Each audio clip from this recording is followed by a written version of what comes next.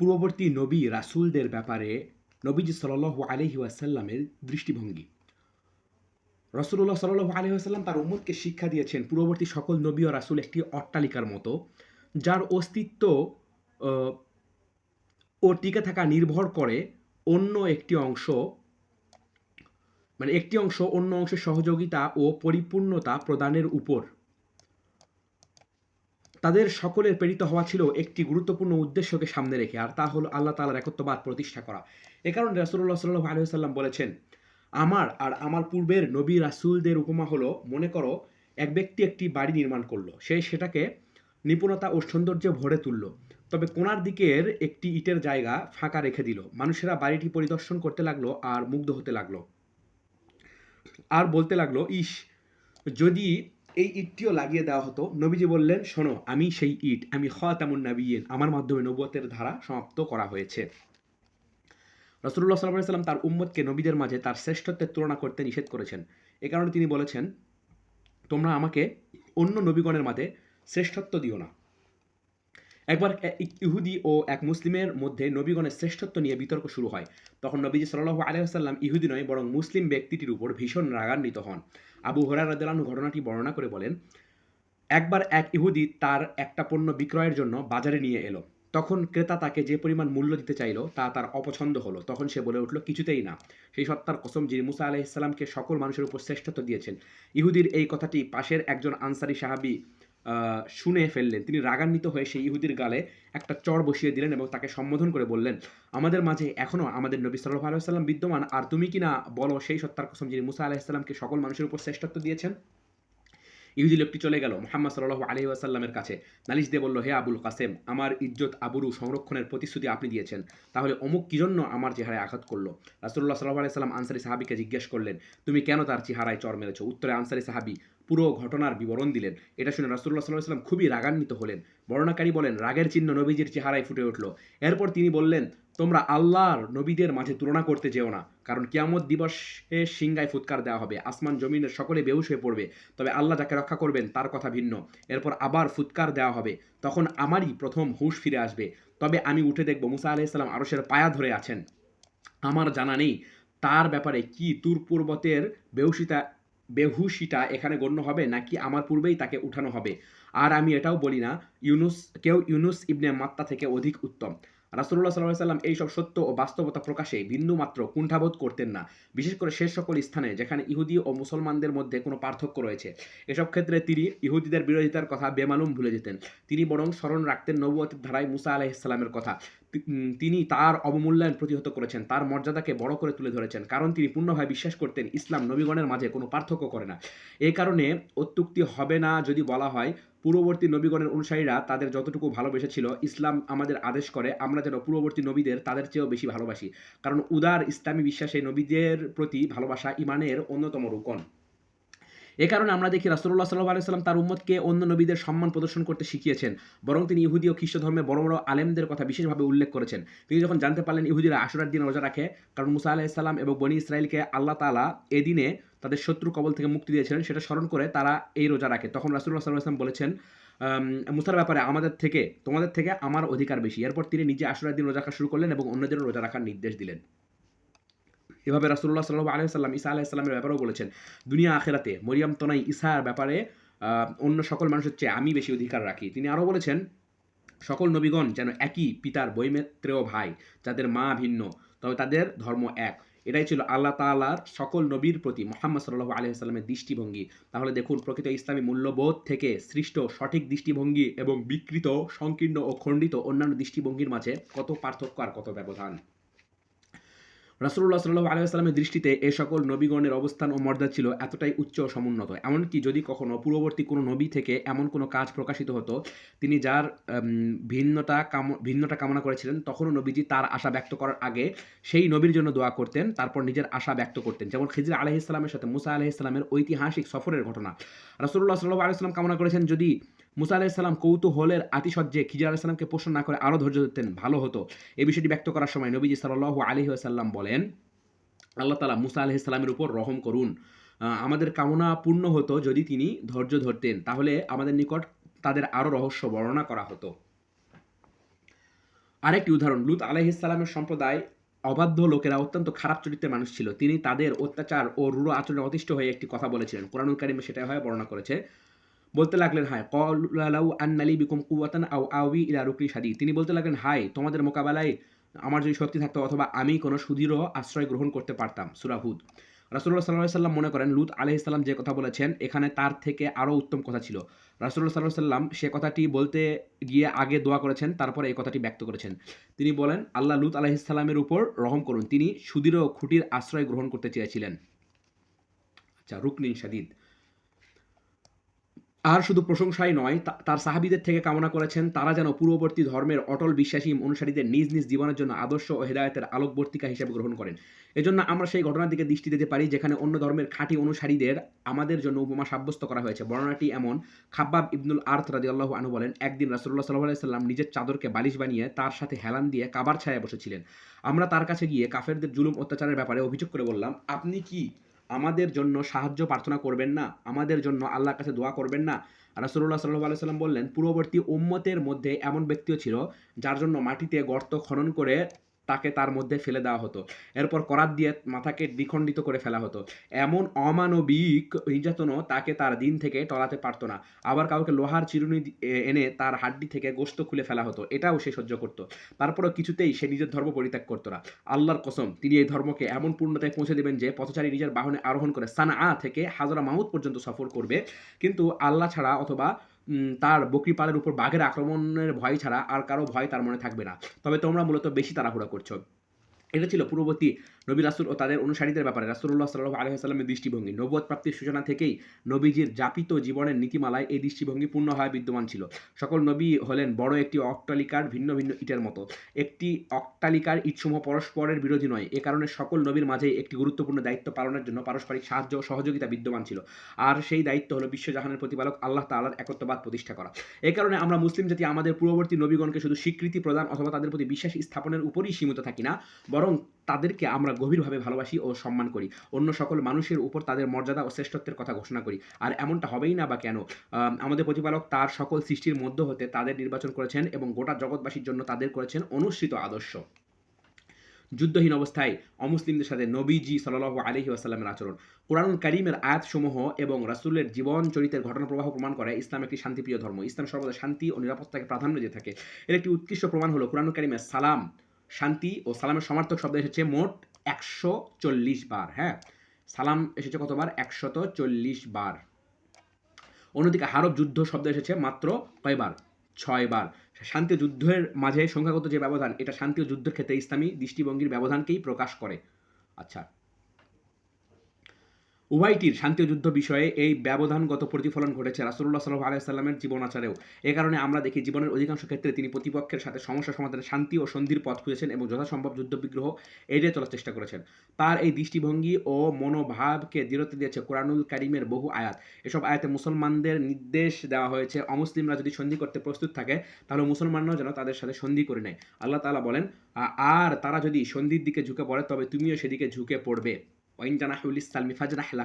কোরআনুল কারীমের এই আয়াত অকাট্যভাবে প্রমাণ করে মুসলমানগণ শান্তিপ্রিয়। শত্রুরা যদি তাদের সাথে সন্ধি করতে চায় তাহলে তাদের সাথে তারা সন্ধি করতে সর্বদা প্রস্তুত।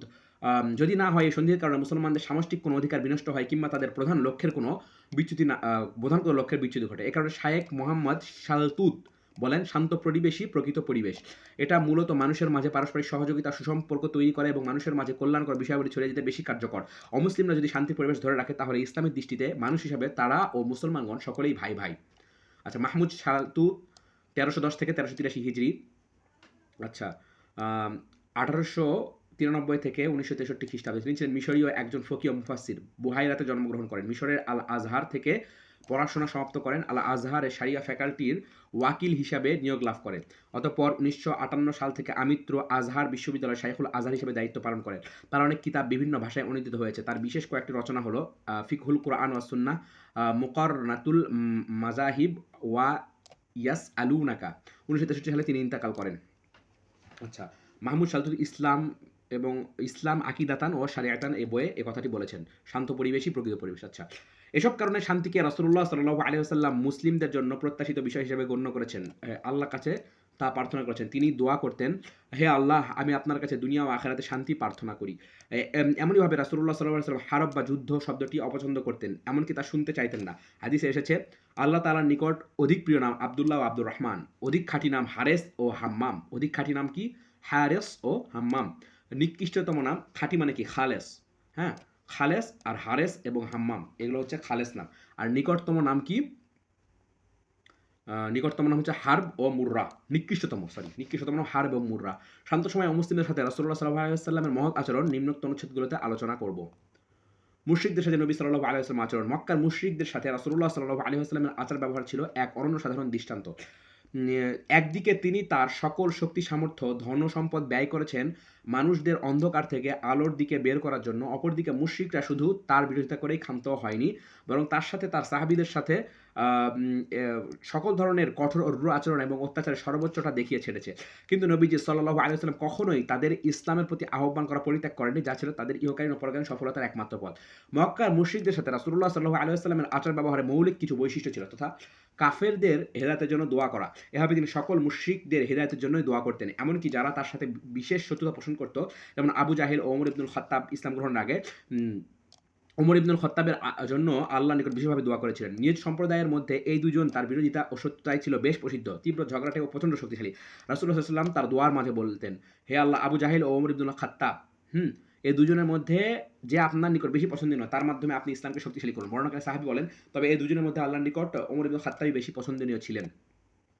নবীজি বেশি বেশি সুসংবাদ দিতেন। তার জীবনের সকল কথা ও কাজের মধ্যে এই সুসংবাদ প্রদানের প্রতিচ্ছবি সবচেয়ে বেশি ভেসে ওঠে। মুশরিকদের শত বিরোধিতা ও কঠোরতার পরও তিনি তার এ স্বভাবজাত বৈশিষ্ট্য থেকে বিন্দু পরিমাণও সরে আসেননি। রাবিয়া ইবনে ইবাদ দাইলি রাদিয়াল্লাহু আনহু থেকে একটি ঘটনা বর্ণনা করা হয়। ঘটনাটি ঘটার সময় তিনি অমুসলিম ছিলেন, পরে মুসলমান হন। তিনি বলেন, আমি রাসূলুল্লাহ সাল্লাল্লাহু আলাইহি ওয়াসাল্লামকে প্রথম সচক্ষে দেখি জুল মাজাজ বাজারে। কোন সাহাবী? রবিয়া ইবনে ইবাদ। তিনি বলেছিলেন, হে মানব সকল, তোমরা ঘোষণা করো এক আল্লাহ ছাড়া আর কোনো উপাস্য নেই, তাহলে তোমার সফল কাম হয়ে যাবে। তিনি একটি প্রশস্ত পথ দিয়ে হাঁটছিলেন আর মানুষেরা তার চতুর্দিকে ভিড় করছিল। তিনি অব্যাহতভাবে এই কথা বলে যাচ্ছিলেন, কিন্তু আমি কাউকে কোনো কথা বলতে শুনলাম না। তবে তার পেছনে এক ব্যক্তি, যার চেহারা উজ্জ্বল, তবে চোখ দুটো টেরা আর চুলে দুটো বেনি করা, এই লোকটি নবীজিকে লক্ষ্য করে একাধারে বলে যাচ্ছে, এ ধর্মত্যাগী, এ মিথ্যুক, তোমরা এর কথা শোনো না। আমি মানুষদের জিজ্ঞাসা করলাম, তিনি কে? লোকেরা বলল, তিনি আব্দুল্লাহর পুত্র মুহাম্মদ, তিনি নবুয়তের কথা বলছেন। পুনরায় আমি জিজ্ঞেস করলাম, আর এই লোকটাকে যে তাকে মিথ্যুক বলছে? লোকেরা জানানো, সে তারই চাচা আবুল আহাব। আবুল আহাবের এমন প্রকাশ্য বিরোধিতা, হঠকারিতা ও নির্বুদ্ধিতা সত্ত্বেও রাসূলুল্লাহ সাল্লাল্লাহু আলাইহি ওয়াসাল্লাম নিজের আচার ব্যবহারে স্বকীয়তা বজায় রেখেছেন। তিনি মানুষদের সুসংবাদ শোনানোর পদ্ধতিতে অটল থেকে তাদের মুক্তি ও সফলতার দিকে আহ্বান করে গেছেন। বরং তিনি সুসংবাদ প্রদানের কর্মপন্থায় আখিরাতের অজস্র নিয়ামত প্রাপ্তির আগে দুনিয়ার রাজত্বেরও সুসংবাদ শুনিয়েছেন। তবে শর্ত হলো আল্লাহর উপর ঈমান রাখা এবং তার সাথে কাউকে শরীক না করা। হযরত আব্দুল্লাহ ইবনে আব্বাস রাদিয়াল্লাহু আনহু বলেন, রাসূলের চাচা আবু তালেব অসুস্থ হয়ে পড়েন। কুরাইশের লোকেরা তাকে দেখতে এলো, নবীজিও তাকে দেখতে এলেন। আবু তালিবের শিয়রে মাত্র একজনের বসার মতো জায়গা ছিল। রাসূলুল্লাহ সাল্লাল্লাহু আলাইহি ওয়াসাল্লামকে দেখে আবু জাহেল সঙ্গে সঙ্গে দাঁড়িয়ে গেল, যাতে তাকে আবু তালিবের সাথে একাকী আলাপে বাধা দিতে পারে। সে সময় কুরাইশদের আগত লোকেরা রাসূলের ব্যাপারে আবু তালিবের কাছে অনেক রকম অভিযোগ করল। ফলে আবু তালেব বললেন, হে ভাতিজা, তুমি তোমার সম্প্রদায়ের লোকদের থেকে আসলে কি চাও? রাসূলুল্লাহ সাল্লাল্লাহু আলাইহি ওয়াসাল্লাম উত্তরে বললেন, আমি তাদের থেকে একটিমাত্র কালেমার ঘোষণা চাই, যে কালেমার মাধ্যমে আরব জাতি সকলেই তাদের অনুগামী হয়ে যাবে এবং অনারবগণও তাদের কর দিয়ে তাদের বশ্যতা স্বীকার করতে বাধ্য হবে। আবু তালেব বললেন, মাত্র একটি কালেমা? নবীজি বললেন, জি, মাত্র একটি কালেমা। হে চাচা, আপনারা শুধু ঘোষণা করুন, আল্লাহ ছাড়া কোনো উপাস্য নেই। কথাটি শোনা মাত্র কুরাইশের লোকেরা বিস্ময়ে বলে উঠল, একজন মাত্র উপাস্য? এমন কথা তো পূর্বের কোনো ধর্মে আমরা শুনিনি। নিঃসন্দেহে এটা একটা বানোয়াট কথা। বর্ণনাকারী বলেন, তাদের এই কথার প্রেক্ষিতে আল্লাহ তাআলা তাদের ব্যাপারে নাজিল করেন সওয়াদ ওয়াল কুরআনি যিকর থেকে নিয়ে মা সামি'না বিহাদা ফিল মিল্লাতিল আখিরাহ, মোট 7টি আয়াত। ঠিক আছে, ইন হাদা ইল্লা ইখতিলাক, এই আয়াতটা নাজিল হয়। এখানে দেখা যায় রাসূলুল্লাহ সাল্লাল্লাহু আলাইহি ওয়াসাল্লাম তাদের সাথে কোনো ধরনের কঠোরতা অবলম্বন করেননি, তাদের সাথে উঠা বসাও ত্যাগ করেননি, তাদের দিকে তিনি অহংকার ও উপেক্ষার দৃষ্টিতেও তাকাননি, বরং তিনি তাদের প্রতি সহানুভূতি ও সহমর্মিতা প্রদর্শন করেছেন, সম্প্রীতিপূর্ণ আচরণ করেছেন এবং ঈমান গ্রহণের শর্তে তাদের দুনিয়ার রাজত্ব ও আখিরাতের অফুরন্ত নিয়ামতের সুসংবাদ শুনিয়েছেন। মুশরিকদের সাথে আলোচনা অব্যাহত রাখা, আলাপ করা, এটা ছিল মূলত কোরআনুল কারীমের বিশেষ আকৃতি বা আলাপচারিতার অনুসরণ। এ বিষয়ে কোরআনুল কারীমে অনেক আয়াত নাজিল হয়েছে, যেমন আল্লাহ তাআলা বলেন, বলো, কে আকাশমণ্ডলীয় পৃথিবীতে তোমাদের রিজিক দান করেন? বলো, তিনি আল্লাহ। এবং আমরা অথবা তোমরা হয়তো হেদায়েতের উপর আছি অথবা স্পষ্ট গোমরাহিতে আছি। এই যে কুল লা তুসআলুনা আম্মা আজরামনা ওয়া লা নুসআলু আম্মা তা'মালুন কুল ইয়াজমাউ বাইনানা রব্বুনা সুম্মা ইয়াফতাহু বাইনানা বিল হক ওয়া হুয়াল ফাত্তাহুল আলিম। আচ্ছা, এই যে এই আয়াতের অর্থ, কুলিল্লাহু ওয়া ইন্না আও ইয়াকুম লাআলা হুদান আও ফি দালালিম মুবিন। এই যে এটা, আমরা অথবা তোমরা, এটার আরবি হচ্ছে ওয়া ইন্না আও ইয়াকুম লাআলা হুদান আও ফি দালালিম মুবিন। আচ্ছা, তারপরে বলছেন, বলো আমরা যে অপরাধ করছি সে সম্পর্কে তোমাদের জিজ্ঞেস করা হবে না, এবং তোমরা যা করছো সে সম্পর্কে আমাদের জিজ্ঞেস করা হবে না। বলো আমাদের প্রতিপালক আমাদের সকলকে একত্র করবেন, তারপর আমাদের মধ্যে ন্যায্য ফয়সালা করবেন। নিশ্চয় তিনি শ্রেষ্ঠ ফয়সালাকারী। রাসূলুল্লাহ সাল্লাল্লাহু আলাইহি ওয়াসাল্লাম খুব ভালো করে জানতেন যে তিনি সত্য হিদায়াতের উপর আছেন। তারপরও আল্লাহ তাআলা তাকে নির্দেশ দিয়েছেন তিনি যেন মুশরিকদের সাথে আলাপে বসেন, এবং আলোচনার সূচনা হবে এই কথা বলে যে ওয়া ইন্না আও ইয়াকুম লাআলা হুদান ওয়া ফি দালালিম মুবিন। নিশ্চয় আমরা অথবা তোমরা তোমাদের যে কোনো একটি দল হেদায়েতের উপর আছি অথবা সুস্পষ্ট গোমরাহির মধ্যে আছি। আচ্ছা, অর্থাৎ আমরা এবং তোমরা এ ব্যাপারে একমত যে আমাদের মধ্যকার যে কোনো একটি দল সত্যের উপর আছে, আরেকটি দল আছে গোমরাহির মধ্যে। এখন আমাদের করণীয় হলো পরস্পর সংলাপে বসা এবং তথ্য ও তত্ত্বের আলোকে আলোচনা করা, যাতে আমরা সকলেই সেই অজানা বাস্তবতা পর্যন্ত পৌঁছতে পারি। নিঃসন্দেহে এটি হলো একটি আদর্শিক সংলাপের সর্বোত্তম পন্থা, উন্নত চরিত্র ও শিষ্টাচারের সর্বোচ্চ বহিঃপ্রকাশ। এরপর আল্লাহ তাআলা রাসূলুল্লাহ সাল্লাল্লাহু আলাইহি ওয়াসাল্লামকে শিখিয়েছেন কিভাবে তিনি তাদের সম্বোধন করার ক্ষেত্রে ভব্যতা বজায় রাখবেন। আল্লাহ তাআলা তার রাসূলকে নির্দেশ দিয়ে বলেছেন, আপনি এভাবে বলবেন, আমরা যে অপরাধ করেছি সে সম্পর্কে তোমাদের জিজ্ঞেস করা হবে না, এবং তোমরা যা করেছো সে সম্পর্কেও আমাদের জিজ্ঞেস করা হবে না। এখানে লক্ষণীয় বিষয় হলো রাসূলকে নির্দেশ দেওয়া হয়েছে জুলুম বা অপরাধীদের অপরাধকে নিজেদের দিকে সম্পৃক্ত করতে। আচ্ছা, আর আরবিতে জুলুম শব্দটি সাধারণত ভুলভ্রান্তি ও পদস্খলনের অর্থে ব্যবহৃত হয়। অপরদিকে তাদের দিকে সম্পৃক্ত করতে নির্দেশ দেওয়া হয়েছে আমাল শব্দকে, যা ভালো ও মন্দ উভয়টির সম্ভাবনা রাখে। এরপর সকল বিষয়ে আল্লাহ তাআলার উপর ন্যস্ত করতে বলেছেন, অর্থাৎ আল্লাহ তাআলা আমাদের সকলকে কিয়ামত দিবসে একত্রিত করবেন, আমাদের মাঝে সঠিক ফয়সালা করে দেবেন। সেদিন আমরা জানতে পারবো কারা সঠিক পথের উপর ছিল আর কারা ছিল গোমরাহির মধ্যে। সন্দেহ নেই পারস্পরিক সংলাপের সম্ভাব্য সকল পদ্ধতির মধ্যে এটাই ছিল সবচেয়ে উত্তম পদ্ধতি। এখানে অন্ধ দলপ্রীতি নেই, কঠোরতা নেই, বরং আছে সভ্যতা ও শিষ্টাচারের পূর্ণ প্রকাশ। রয়েছে প্রতিপক্ষের প্রতি পূর্ণ সম্মান প্রদর্শন এবং তাদের যথাযথ মূল্যায়ন। কোরআনুল কারিমে এমন আরও অনেক আয়াত আছে যেগুলোর সব এখানে একত্র করা অনেক কষ্টকর, এবং তাতে পরিসরও দীর্ঘ হয়ে পড়বে। তবে এখানে আমাদের সবচেয়ে গুরুত্বপূর্ণ বিষয় হলো রাসূলুল্লাহ সাল্লাল্লাহু আলাইহি ওয়াসাল্লাম এইসব আয়াতের পূর্ণ অনুসরণ করেছেন এবং আল্লাহ রাব্বুল আলামিনের সকল নির্দেশনাকে দাওয়াতের অঙ্গনে পরিপূর্ণ কাজে লাগিয়েছেন। তাই এই সকল আয়াত আমাদের সামনে মক্কার মুশরিকদের সাথে নবীজি সাল্লাল্লাহু আলাইহি ওয়াসাল্লামের সহানুভূতিপূর্ণ আচার ব্যবহারের ক্ষেত্রে উন্নত ও মহান পন্থা পদ্ধতির বহিঃপ্রকাশ। মক্কার মুশরিকদের সাথে মুশরিকদের অত্যাচার শত্রুতার উপর রাসূলুল্লাহ সাল্লাল্লাহু আলাইহি ওয়াসাল্লামের সীমাহীন ধৈর্য ধারণ। উরওয়া ইবনে জুবাইর রাদিয়াল্লাহু আনহু থেকে বর্ণিত, তিনি বলেন, আমি আব্দুল্লাহ ইবনে আমর রাদিয়াল্লাহু আনহুকে জিজ্ঞেস করলাম, তোমার জানা মতে নবীর সাথে মুশরিকদের সবচেয়ে কঠোর আচরণ কি ছিল? আব্দুল্লাহ ইবনে আমর বললেন, একদিন আমি দেখি রাসূলুল্লাহ সাল্লাল্লাহু আলাইহি ওয়াসাল্লাম নামাজ পড়ছেন। এ সময় উকবা ইবনে আবি মুইত তার কাছে এলো, নিজের গায়ের চাদর খুললো, এরপর চাদরটা দিয়ে রাসূলুল্লাহ সাল্লাল্লাহু আলাইহি ওয়াসাল্লামের গলা পেঁচিয়ে খুব জোরে কষে টানতে লাগলো। সে সময় হযরত আবু বকর রাদিয়াল্লাহু সেখানে চলে এলেন, এসে উকবাকে রাসূল থেকে সরিয়ে নিলেন এবং বললেন, আতাকতুলুনা রাজুলান আন ইয়াকুলা রাব্বি আল্লাহ। আচ্ছা, তোমরা কি এমন লোককে মেরে ফেলতে চাও যিনি বলেন একমাত্র আল্লাহ আমার রব? তিনি তার দাবির পক্ষে তোমাদের রবের পক্ষ থেকে সুস্পষ্ট প্রমাণও এনেছেন। এছাড়াও মক্কার কাফেররা তার ব্যাপারে পাগল, জাদুকর ইত্যাদি মন্দ উপাধি লাগানোর চেষ্টা করেছে, অথচ তিনি ছিলেন এগুলো থেকে সম্পূর্ণ মুক্ত। এগুলো বলার ক্ষেত্রে তাদের উদ্দেশ্য ছিল এর মাধ্যমে তার আনিত বাণীসমূহকে পাগলের প্রলাপ বলে চালিয়ে দেওয়া, অথচ তা ছিল সত্য সঠিক সকল জাহানের প্রতিপালকের পক্ষ থেকে প্রদত্ত বার্তা। হযরত আব্দুল্লাহ ইবনে আব্বাস রাদিয়াল্লাহু আনহু বর্ণনা করে বলেন, একবার জিমাদ আজদি মক্কায় আগমন করেন। তিনি ছিলেন আজদে শানুয়া গোত্রের লোক। কোন গোত্র? আজদে শানুয়া। তিনি পাগলামি চিকিৎসা করতে পারতেন। তিনি মক্কায় এসে কিছু নির্বোধ লোককে বলে বেড়াতে শুনলেন মুহাম্মদ পাগল। একথা শুনে তিনি মনে মনে ভাবলেন, আহা, এই লোকটির যদি দেখা পেতাম তাহলে হয়তো আমার হাতে আল্লাহ তাআলা তার পাগলামির সুস্থতা প্রদান করতেন। বর্ণনাকারী বলেন, শেষমেশ মুহাম্মদ সাল্লাল্লাহু আলাইহি ওয়াসাল্লামের সাথে তার দেখা হয়ে গেল। তিনি তখন রাসূলকে সম্বোধন করে বললেন, হে মুহাম্মদ, আমি এই পাগলামির চিকিৎসা করতে পারি। আমার হাতে আল্লাহ অনেক পাগলের সুস্থতা দান করেছেন। আপনি চাইলে আমি আপনার চিকিৎসা করতে পারি। তখন রাসূলুল্লাহ সাল্লাল্লাহু আলাইহি ওয়াসাল্লাম তাকে লক্ষ্য করে বললেন, সকল প্রশংসা আল্লাহ তাআলার। আমি তার প্রশংসা করি এবং তার কাছে সাহায্য প্রার্থনা করি। আল্লাহ তাআলা যাকে হেদায়েত দেন কেউ তাকে গোমরাহ করতে পারে না, আর তিনি যাকে পথভ্রষ্ট করেন কেউ তাকে পথ দেখাতে পারে না। আমি সাক্ষ্য দিচ্ছি আল্লাহ ছাড়া কোনো উপাস্য নেই, তিনি একক, তার কোনো শরীক নেই। মুহাম্মদ তার বান্দা ও রাসূল। রাসূলুল্লাহ সাল্লাল্লাহু আলাইহি ওয়াসাল্লাম এই কথাগুলো বলে কিছুটা থামতেই জিমাত বললেন, অনুগ্রহ করে আপনার কথাগুলো আবার একটু শোনান। রাসূলুল্লাহ সাল্লাল্লাহু আলাইহি ওয়াসাল্লাম এই কথাগুলো আবার তাকে শোনালেন। এভাবে মোট ৩ বার তিনি কথাগুলোর পুনরাবৃত্তি করলেন। এরপর জিমাত বললেন, আমি জ্যোতিষীদের কথা শুনেছি, জাদুকরদের কথা শুনেছি বহু কবিদের কবিতামালা, কিন্তু আপনার এই কথার মতো কোনো কথা আমি জীবনে শুনিনি। কথাগুলো পৌঁছেছে সীমাহীন গভীরতায়। আপনি আপনার হাতখানা আমার দিকে বাড়িয়ে দিন, আমি এখন ইসলামের উপর বাইয়াত গ্রহণ করি। রাসূলুল্লাহ সাল্লাল্লাহু আলাইহি ওয়াসাল্লাম তার নিজের হাত তার দিকে বাড়িয়ে দিলেন এবং জিমাত তার হাতে বায়াত গ্রহণ করে নিলেন। চাচা আবু তালিবের মৃত্যুর পর রাসূলুল্লাহ সাল্লাল্লাহু আলাইহি ওয়াসাল্লামের উপর কুরাইশদের জুলুম অত্যাচার অত্যধিক বেড়ে গেল। বিখ্যাত সিরাত গ্রন্থকার ইবনে হিশাম বলেন, চাচা আবু তালিবের মৃত্যুর পর রাসূলুল্লাহ সাল্লাল্লাহু আলাইহি ওয়াসাল্লামের উপর মুশরিকরা এমন অত্যাচার শুরু করেছিল, তার জীবদ্দশায় যে অত্যাচারের কথা কল্পনাও করা যায়নি। একবার তো কুরাইশের এক নির্বোধ তার মাথায় মাটি ছুঁড়ে মারল। নবীজি মাথায় বাড়ি ফিরে এলেন। তখন নবীজির এক মেয়ে এসে তার মাথা থেকে মাটি ধুতে লাগলেন আর কাঁদতে লাগলেন। তিনি মেয়েকে সান্ত্বনা দিয়ে বললেন, হে আমার মেয়ে, কেঁদো না, নিশ্চয়ই আল্লাহ তোমার পিতাকে রক্ষা করবেন। আমরা বর্ণনা করেছি মুশরিকদের এত জুলুম নির্যাতনের পরও রাসূলুল্লাহ সাল্লাল্লাহু আলাইহি ওয়াসাল্লাম তাদের সাথে আচরণ বাদ দেননি, ওঠা বসা পরিত্যাগ করেননি, বরং এরপর তাদের সাথে সুন্দরভাবে ক্রয় বিক্রয় সহ সকল লেনদেন চালিয়ে গেছেন। এর একটি প্রত্যক্ষ প্রমাণ হলো নবুয়তের ৭ম বছরের ঘটনাবলী। এই সময় মুসলমানদের সাথে কুরাইশরা খুবই অমানবিক আচরণ করে। কুরাইশের সকল গোত্র মিলে বনু হাশেম সহ মুসলমানদের সাথে অন্যায়ভাবে অর্থনৈতিক বয়কট আরোপ করে। এর চেয়েও বড় কথা হলো কুরাইশা নবীজির নিকট যে আমানতগুলো রেখেছিল তিনি সেগুলো যথাযথভাবে পাওনাদারের নিকট পৌঁছে দেওয়ার ব্যবস্থা করেছেন, অথচ হিজরতের সেই ভয়াবহ রাতে কুরাইশের এসব লোকই তাকে হত্যার ষড়যন্ত্রে লিপ্ত ছিল। তবুও তিনি তাদের আমানতগুলো যথাযথভাবে ফিরিয়ে দেওয়ার জন্য নিজের বিছানায় রেখে যান হযরত আলী ইবনে আবি তালিবকে। কাফেরদের সীমাহীন অনাচার অত্যাচার সত্ত্বেও তিনি নিজের দয়া ও অনুগ্রহের কারণে আল্লাহর নিকট তাদের ধ্বংস কামনা করেননি। তাই যখন পাহাড়ের দায়িত্বে নিযুক্ত আল্লাহ তাআলার বিশেষ ফেরেশতা নবীজি সাল্লাল্লাহু আলাইহি ওয়াসাল্লামকে প্রস্তাব দিয়ে বলেছিলেন, আপনি চাইলে আমি তাদেরকে জাবালে আবি কুবাইস ও জাবালে কুয়াইকিয়ানের নিচে পিষ্ট করে মেরে ফেলতে পারি। উত্তর রাসূলুল্লাহ সাল্লাল্লাহু আলাইহি ওয়াসাল্লাম বলেন, আমি তো আশা করি আল্লাহ তাআলা তাদের পরবর্তীদের থেকে এমন প্রজন্ম সৃষ্টি করবেন যারা এক আল্লাহর ইবাদত করবে, তার সাথে কাউকে শরিক করবে না। কুরাইশের মুশরিকদের সাথে রাসূলুল্লাহ সাল্লাল্লাহু আলাইহি ওয়াসাল্লামের আচার ব্যবহার ছিল এমনই দয়া ও সহানুভূতিপূর্ণ।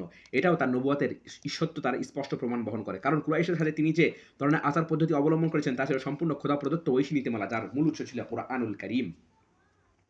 মদিনার সংখ্যালঘু অমুসলিমের সাথে নবীজি সাল্লাল্লাহু আলাইহি ওয়াসাল্লামের আচরণ। হিজরতের পর রাসূলুল্লাহ সাল্লাল্লাহু আলাইহি ওয়াসাল্লাম মদিনার অবিসংবিধিত নেতা হিসেবে আবির্ভূত হন।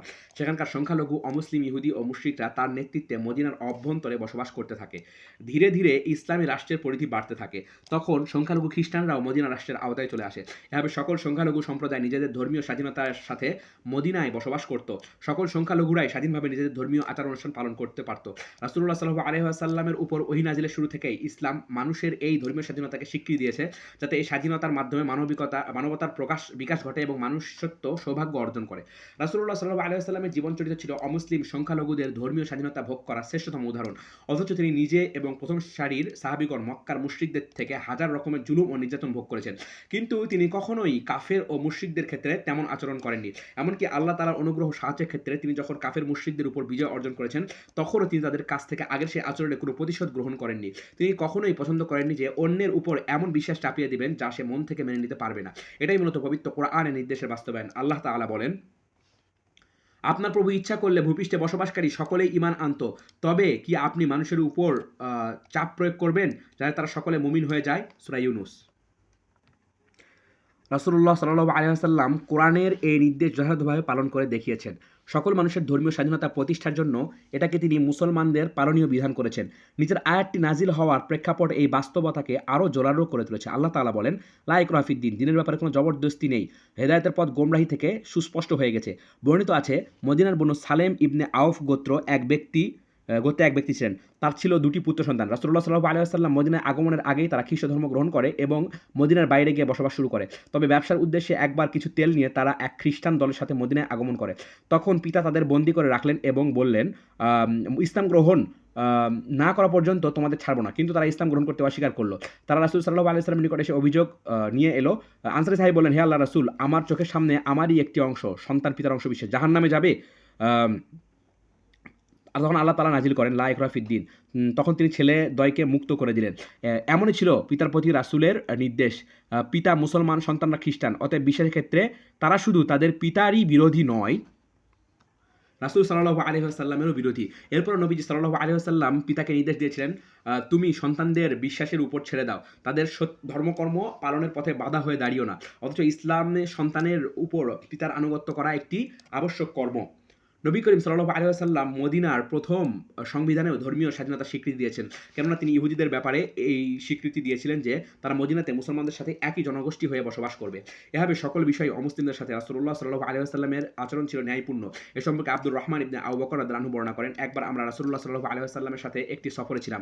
130 জনের একটি বিশাল কাফেলা। 130। আচ্ছা, দীর্ঘ সফরে আমাদের খাদ্য ফুরিয়ে যেতে লাগলো। এ সময় রাসূলুল্লাহ সাল্লাল্লাহু আলাইহি ওয়াসাল্লাম বললেন, তোমাদের কারো কাছে কি খাবার আছে? তখন খোঁজ নিয়ে দেখা গেল একজনের কাছে ১ সা বা এর কাছাকাছি পরিমাণ খাবার আছে। সেটাকেই খামির বানানো হলো। এ সময় সেখানে এক মুশরিকের আগমন ঘটল। চুল এলোমেলো, দেখতে কিছুটা লম্বাটে। সে তার ছাগল পাল চড়িয়ে নিয়ে যাচ্ছিল। নবী সাল্লাল্লাহু আলাইহি ওয়াসাল্লাম তাকে সম্বোধন করে বললেন, আমাদের গোশতের প্রয়োজন। এখন তোমার ছাগল বিক্রয় হিসেবে বা হাদিয়া হিসেবে দিতে পারো? লোকটি বলল, বিক্রয় হিসেবে দেব। রাসূলুল্লাহ সাল্লাল্লাহু আলাইহি ওয়াসাল্লাম তার কাছ থেকে একটি ছাগল কিনে নিলেন। জবাই করে গোশত প্রস্তুত করা হলো। কলিজা ভুনা করার নির্দেশ দিলেন। বর্ণনাকারী বলেন, আল্লাহর কসম, রাসূল সাল্লাল্লাহু আলাইহি ওয়াসাল্লাম ওই একটি কলিজাকে কেটে আমাদের ১৩০ জনকেই এক টুকরো করে দিলেন। যে উপস্থিত ছিল তাকে তৎক্ষণাৎ দিলেন, আর যে অনুপস্থিত ছিল তার জন্য রেখে দিলেন। আর গোশত রুটিকে ২টি পাত্রে ভাগ করা হলো। আমরা সকলেই সেখান থেকে তৃপ্তি ভরে খেলাম। এমনকি ২ পাত্র খাবার অতিরিক্ত রয়ে গেল। সেগুলো আমরা উটের পিঠে বহন করে নিলাম। এই ঘটনায় আমরা দেখতে পাই রাসূলুল্লাহ সাল্লাল্লাহু আলাইহি ওয়াসাল্লাম ১৩০ জনের একটি বিশাল বাহিনী নিয়ে সফর করছিলেন। এ সময় তাদের পাশ দিয়ে একজন মুশরিক নিজের ছাগল পাল নিয়ে যাচ্ছিল। নবী সাল্লাল্লাহু আলাইহি ওয়াসাল্লাম লোকটির থেকে যথাযথ মূল্য দিয়ে ছাগলটি ক্রয় করলেন। তার উপর কোনো ধরনের জবরদস্তি করেননি, বিনামূল্যে ছাগল দিতে বাধ্যও করেননি। অথচ তাদের খাদ্যের ভীষণ প্রয়োজন ছিল, কেড়ে নেওয়ার পূর্ণ ক্ষমতাও ছিল। আর লোকটিও ছিল মন্দ আকীদার মুশরিক। তাই এতে রয়েছে ন্যায় ও ইনসাফের সমুজ্জ্বল দৃষ্টান্ত। রাসূলুল্লাহ সাল্লাল্লাহু আলাইহি ওয়াসাল্লাম তার আশপাশের অমুসলিমদের সাথে তেমনই আচরণ করেছেন যেমনটা কোনো ব্যক্তি তার পরিবারের সাথে করে। এ সম্পর্কে আনাস রাদিয়াল্লাহু আনহু রাসূল সাল্লাল্লাহু আলাইহি ওয়াসাল্লামের আশ্চর্য এক ঘটনা বর্ণনা করেছেন। তিনি বলেন, এক ইহুদি বালক রাসূলুল্লাহ সাল্লাল্লাহু আলাইহি ওয়াসাল্লামের সেবা করত। একবার সে ভীষণ অসুস্থ হয়ে পড়ল। নবী সাল্লাল্লাহু আলাইহি ওয়াসাল্লাম বালকটিকে দেখতে তার বাড়িতে গেলেন। তার শিয়রে গিয়ে বসলেন। তাকে সম্বোধন করে বললেন, তুমি ইসলাম গ্রহণ করে নাও। বালকটি তখন তার পাশে দাঁড়িয়ে থাকা পিতার দিকে তাকালো। পিতা তাকে বললেন, তুমি আবুল কাসেম এর কথা মেনে নাও। বালকটি ইসলাম গ্রহণ করলেন। রাসূলুল্লাহ সাল্লাল্লাহু আলাইহি ওয়াসাল্লাম বের হয়ে এসে বললেন, সকল প্রশংসা সেই আল্লাহ তাআলার, যিনি বালকটিকে জাহান্নামের আগুন থেকে মুক্তি দিলেন। এছাড়া আসমা বিনতে আবু বকর রাদিয়াল্লাহু আনহুকে তার মায়ের সাথে সম্পর্ক ভালো রাখার নির্দেশ দিয়েছিলেন। আসমা রাদিয়াল্লাহু আনহা নিজেই ঘটনাটি বর্ণনা করে বলেন, মক্কার কুরাইশদের সাথে রাসূলুল্লাহ সাল্লাল্লাহু আলাইহি ওয়াসাল্লামের সন্ধির সময় আমার আম্মা আমার নিকট এলেন। তখন তিনি ছিলেন মুশরিক। আমি রাসূল সাল্লাল্লাহু আলাইহি ওয়াসাল্লামের কাছে এই ব্যাপারে জিজ্ঞাসা করে বললাম, হে আল্লাহর নবী, আমার আম্মা আমার কাছে এসেছেন, আর তিনি আমার নিকট ভালো আচরণের আশা করেন। আমি কি তার সাথে ভালো আচরণ করব? রাসূলুল্লাহ সাল্লাল্লাহু আলাইহি ওয়াসাল্লাম বললেন, হ্যাঁ, তুমি তার সাথে ভালো আচরণ করো। ভাবতে অবাক লাগে, চারিত্রিক উৎকর্ষতা কতটা উচ্চতর শিক্ষা রাসূল সাল্লাল্লাহু আলাইহি ওয়াসাল্লাম আমাদের দিয়েছেন, যখন তিনি পাশ দিয়ে অতিক্রম করা একজন ইহুদির লাশের প্রতি সম্মানজনক আচরণ দেখিয়েছেন। ইবনে আবি লাইলা বলেন, কায়েস ইবনে সাদ এবং সাহল ইবনে হুনাইফ কাসেদের একটি স্থানে বসা ছিলেন। আচ্ছা, তার আগে আমরা এখানে টিকাগুলো দেখে নিই। আসমা বিনতে আবু বকর সিদ্দিক রাদিয়াল্লাহু আনহু, তিনি ছিলেন জুবাইর ইবনুল আওয়ামের স্ত্রী। তিনি মক্কায় থাকাকালে ইসলাম গ্রহণ করেন। অতঃপর মদিনায় হিজরত করেন। তখন তার গর্ভে ছিল আব্দুল্লাহ বিন জুবাইর। কোবায় তাকে প্রসব করেন। তিনি ৭৩ হিজরি সনে ইন্তেকাল করেন। আচ্ছা, তার মা হচ্ছেন কুতাইলা বিনতে সাদ। তিনি ছিলেন বনু আমের বিন লুয়াই গোত্রের। আবু বকর রাদিয়াল্লাহু আনহুর স্ত্রী। তিনি আব্দুল্লাহ এবং আসমা রাদিয়াল্লাহু আনহুর মা। ইবনুল আসির তাকে মহিলা সাহাবীদের অন্তর্ভুক্ত ধরেছেন। তিনি ইসলাম গ্রহণ করেছেন কিছুটা বিলম্বে। আচ্ছা, তারপরে এখানে বলা হচ্ছে কায়েস ইবনে সাদ তার সম্পর্কে। কায়েস ইবনে সাদ ইবনে উবাদা একজন বিচক্ষণ আরব, চৌকস এবং যুদ্ধের বিষয়ে খুবই কৌশলী। তিনি ছিলেন তার গোত্রের সবচেয়ে সম্মানিত ব্যক্তি। রাসূলুল্লাহ সাল্লাল্লাহু আলাইহি ওয়াসাল্লামের পক্ষ থেকে পাহারাদারির আমির ছিলেন। মক্কা বিজয়ের দিন নবীজি সাল্লাল্লাহু আলাইহি ওয়াসাল্লাম তার হাতেই পতাকা তুলে দিয়েছিলেন। তিনি মক্কায় ৫৯ বা ৬০ হিজরি সনে ইন্তেকাল করেন। আচ্ছা, তারপর সাহল ইবনে হুনাইফ। আচ্ছা, সাহল ইবনে হুনাইফ সম্পর্কে বলা হচ্ছে, সাহল ইবনে হুনাইফ ইবনে ওয়াহেব বদর সকল যুদ্ধে রাসূল সাল্লাল্লাহু আলাইহি সাল্লামের সাথে উপস্থিত ছিলেন। উহুদ যুদ্ধের সময় তিনি যুদ্ধের ময়দানে অনড় ছিলেন। আলী রাদিয়াল্লাহু আনহু যখন বর্ষা আগমন করেন তখন তাকে তিনি মদিনার প্রতিনিধি হিসাবে যোগ করেন এবং সিফিনের যুদ্ধের সময় আলী রাদিয়াল্লাহু আনহুর সাথে অবস্থান করেন। আলী রাদিয়াল্লাহু আনহু পরে তাকে পারস্যের গভর্নর নিযুক্ত করেন। তিনি ৮৮ হিজরি সনে কুফায় ইন্তেকাল করেন। আচ্ছা, তো এখন এখানে বলা হচ্ছে যে কায়েস ইবনে সাদ এবং সাহল ইবনে হুনাইফ কাদেসিয়ার একটি স্থানে বসা ছিলেন। তখন পাশ দিয়ে একটি জানাজা দেখে যেতে তারা দুজন দাঁড়িয়ে গেলেন। অন্যরা বলতে লাগলো, এটা তো এক জিম্মির মানে অমুসলিমের জানাজা। তখন তারা বললেন, একবার রাসূল সাল্লাল্লাহু আলাইহি ওয়াসাল্লামের পাশ দিয়ে একটি জানাজা অতিক্রম করছিল। তিনি সেটা দেখে দাঁড়িয়ে পড়লেন। সাহাবীগণ বললেন, এটা তো একজন ইহুদির জানাজা। তখন রাসূল সাল্লাল্লাহু আলাইহি ওয়াসাল্লাম বললেন, তাতে কি হয়েছে? সে তো একজন মানুষ। আলাইসাত নাফসান। তিনি হলেন আমাদের আদর্শ রাসূল সাল্লাল্লাহু আলাইহি ওয়াসাল্লাম। নিজের উম্মতকে শিক্ষা দিয়েছেন অমুসলিমদের সম্মান করতে, এমনকি তাদের মৃতদেরকেও। খুবই চমৎকার হয় আমরা যদি খায়বারের ইহুদিদের সাথে রাসূল সাল্লাল্লাহু আলাইহি ওয়াসাল্লামের আচরণের মাধ্যমে এভাবে আলোচনার সমাপ্তি টানি। ইহুদিরা পরাজিত হয়ে রাসূলুল্লাহ সাল্লাল্লাহু আলাইহি ওয়াসাল্লামের সাথে চুক্তিতে আবদ্ধ হয়। স্বাভাবিকভাবেই তখন ইহুদিদের অবস্থান ছিল দুর্বল আর মুসলমানরা ছিল শক্তিশালী। মুসলমানগণ যদি সে সময় জোর করে নিজেদের সিদ্ধান্ত তাদের উপর চাপিয়ে দিতে চাইতো, তাহলে তাদের বাধা দেওয়ার কোনো ক্ষমতা ছিল না। কিন্তু এই স্থানে রাসূলুল্লাহ সাল্লাল্লাহু আলাইহি ওয়াসাল্লামের আচরণ ছিল সম্পূর্ণ ব্যতিক্রম। সাহল ইবনে আবি হাসমা রাদিয়াল্লাহু আনহু বলেন, একবার তার গোত্রের কিছু লোক খায়বার এলাকায় গমন করে। এরপর সেখানে তারা কাজের জন্য বিভিন্ন দিকে ছড়িয়ে পড়ে। এক পর্যায়ে তারা সেখানে এক সঙ্গীকে মৃত অবস্থায় পায়। যে স্থানে লাশ পাওয়া যায় সেখানকার লোকদেরই তারা হত্যাকারী মনে করে এবং তাদের সম্বোধন করে বলে, তোমরাই তোমরাই আমাদের সঙ্গীকে হত্যা করেছো। কিন্তু ইহুদিরা তা অস্বীকার করে এবং বলে, না আমরা তাকে হত্যা করিনি, আর কে হত্যা করেছে তা আমরা জানিও না। তারা রাসূলুল্লাহ সাল্লাল্লাহু আলাইহি ওয়াসাল্লাম কাছে গিয়ে বলল, হে আল্লাহর রাসূল, আমরা খাইবারে গিয়েছিলাম। এরপর আমরা আমাদের এক সাথীকে মৃত অবস্থায় পেয়েছি। ঘটনাক্রমে কথাগুলো বলছিল দলের মধ্যে ছোট একজন। সে কারণে রাসূলুল্লাহ সাল্লাল্লাহু আলাইহি ওয়াসাল্লাম বললেন, বড়কে আগে কথা বলতে দাও। এভাবে কয়েকবার বললেন। তারপর বললেন, তোমরা কি সাক্ষী পেশ করতে পারবে কে তাকে হত্যা করেছে? তারা বললেন, আমাদের কাছে তো কোনো সাক্ষী নেই। রাসূলুল্লাহ সাল্লাল্লাহু আলাইহি ওয়াসাল্লাম বললেন, তাহলে ইহুদিরা কসম করে মামলা নিষ্পত্তি করবে। মুসলমান বাদীগণ বললেন, আমরা ইহুদিদের কসমের প্রতি সন্তুষ্ট নই, কারণ মিথ্যা বলা তাদের চিরন্তন অভ্যাস। কিন্তু সিদ্ধান্ত এটাই থাকলো। তবে নিহত ব্যক্তির রক্ত বৃথা যাবে ভেবে রাসূলুল্লাহ সাল্লাল্লাহু আলাইহি ওয়াসাল্লাম নিজে বাইতুল মাল অর্থাৎ রাষ্ট্রীয় কোষাগার থেকে বাদীদেরকে নিহত ব্যক্তির পরিবারকে ১০০ দিয়াত, ১০০ উট দিয়াত তথা রক্তমূল্য হিসেবে দিয়ে দিলেন। লক্ষ্য করুন, হত্যাকাণ্ড সংঘটিত হয়েছে ইহুদিদের এলাকায়। সমূহ সম্ভাবনা আছে এটা তাদেরই কারো কাজ। কিন্তু এই ব্যাপারে সাহাবীদের নিকট অকাট্য কোনো প্রমাণ নেই। ব্যাপারটি রয়ে গেছে সন্দেহ সংশয়ের মাঝে। আর কিসাসের দাবি আদায়ের জন্য প্রমাণ হিসেবে এতটুকু যথেষ্ট নয়। এ কারণে রাসূলুল্লাহ সাল্লাল্লাহু আলাইহি ওয়াসাল্লাম ইহুদিদেরকে কোনো ধরনের শাস্তির মুখোমুখি করেননি।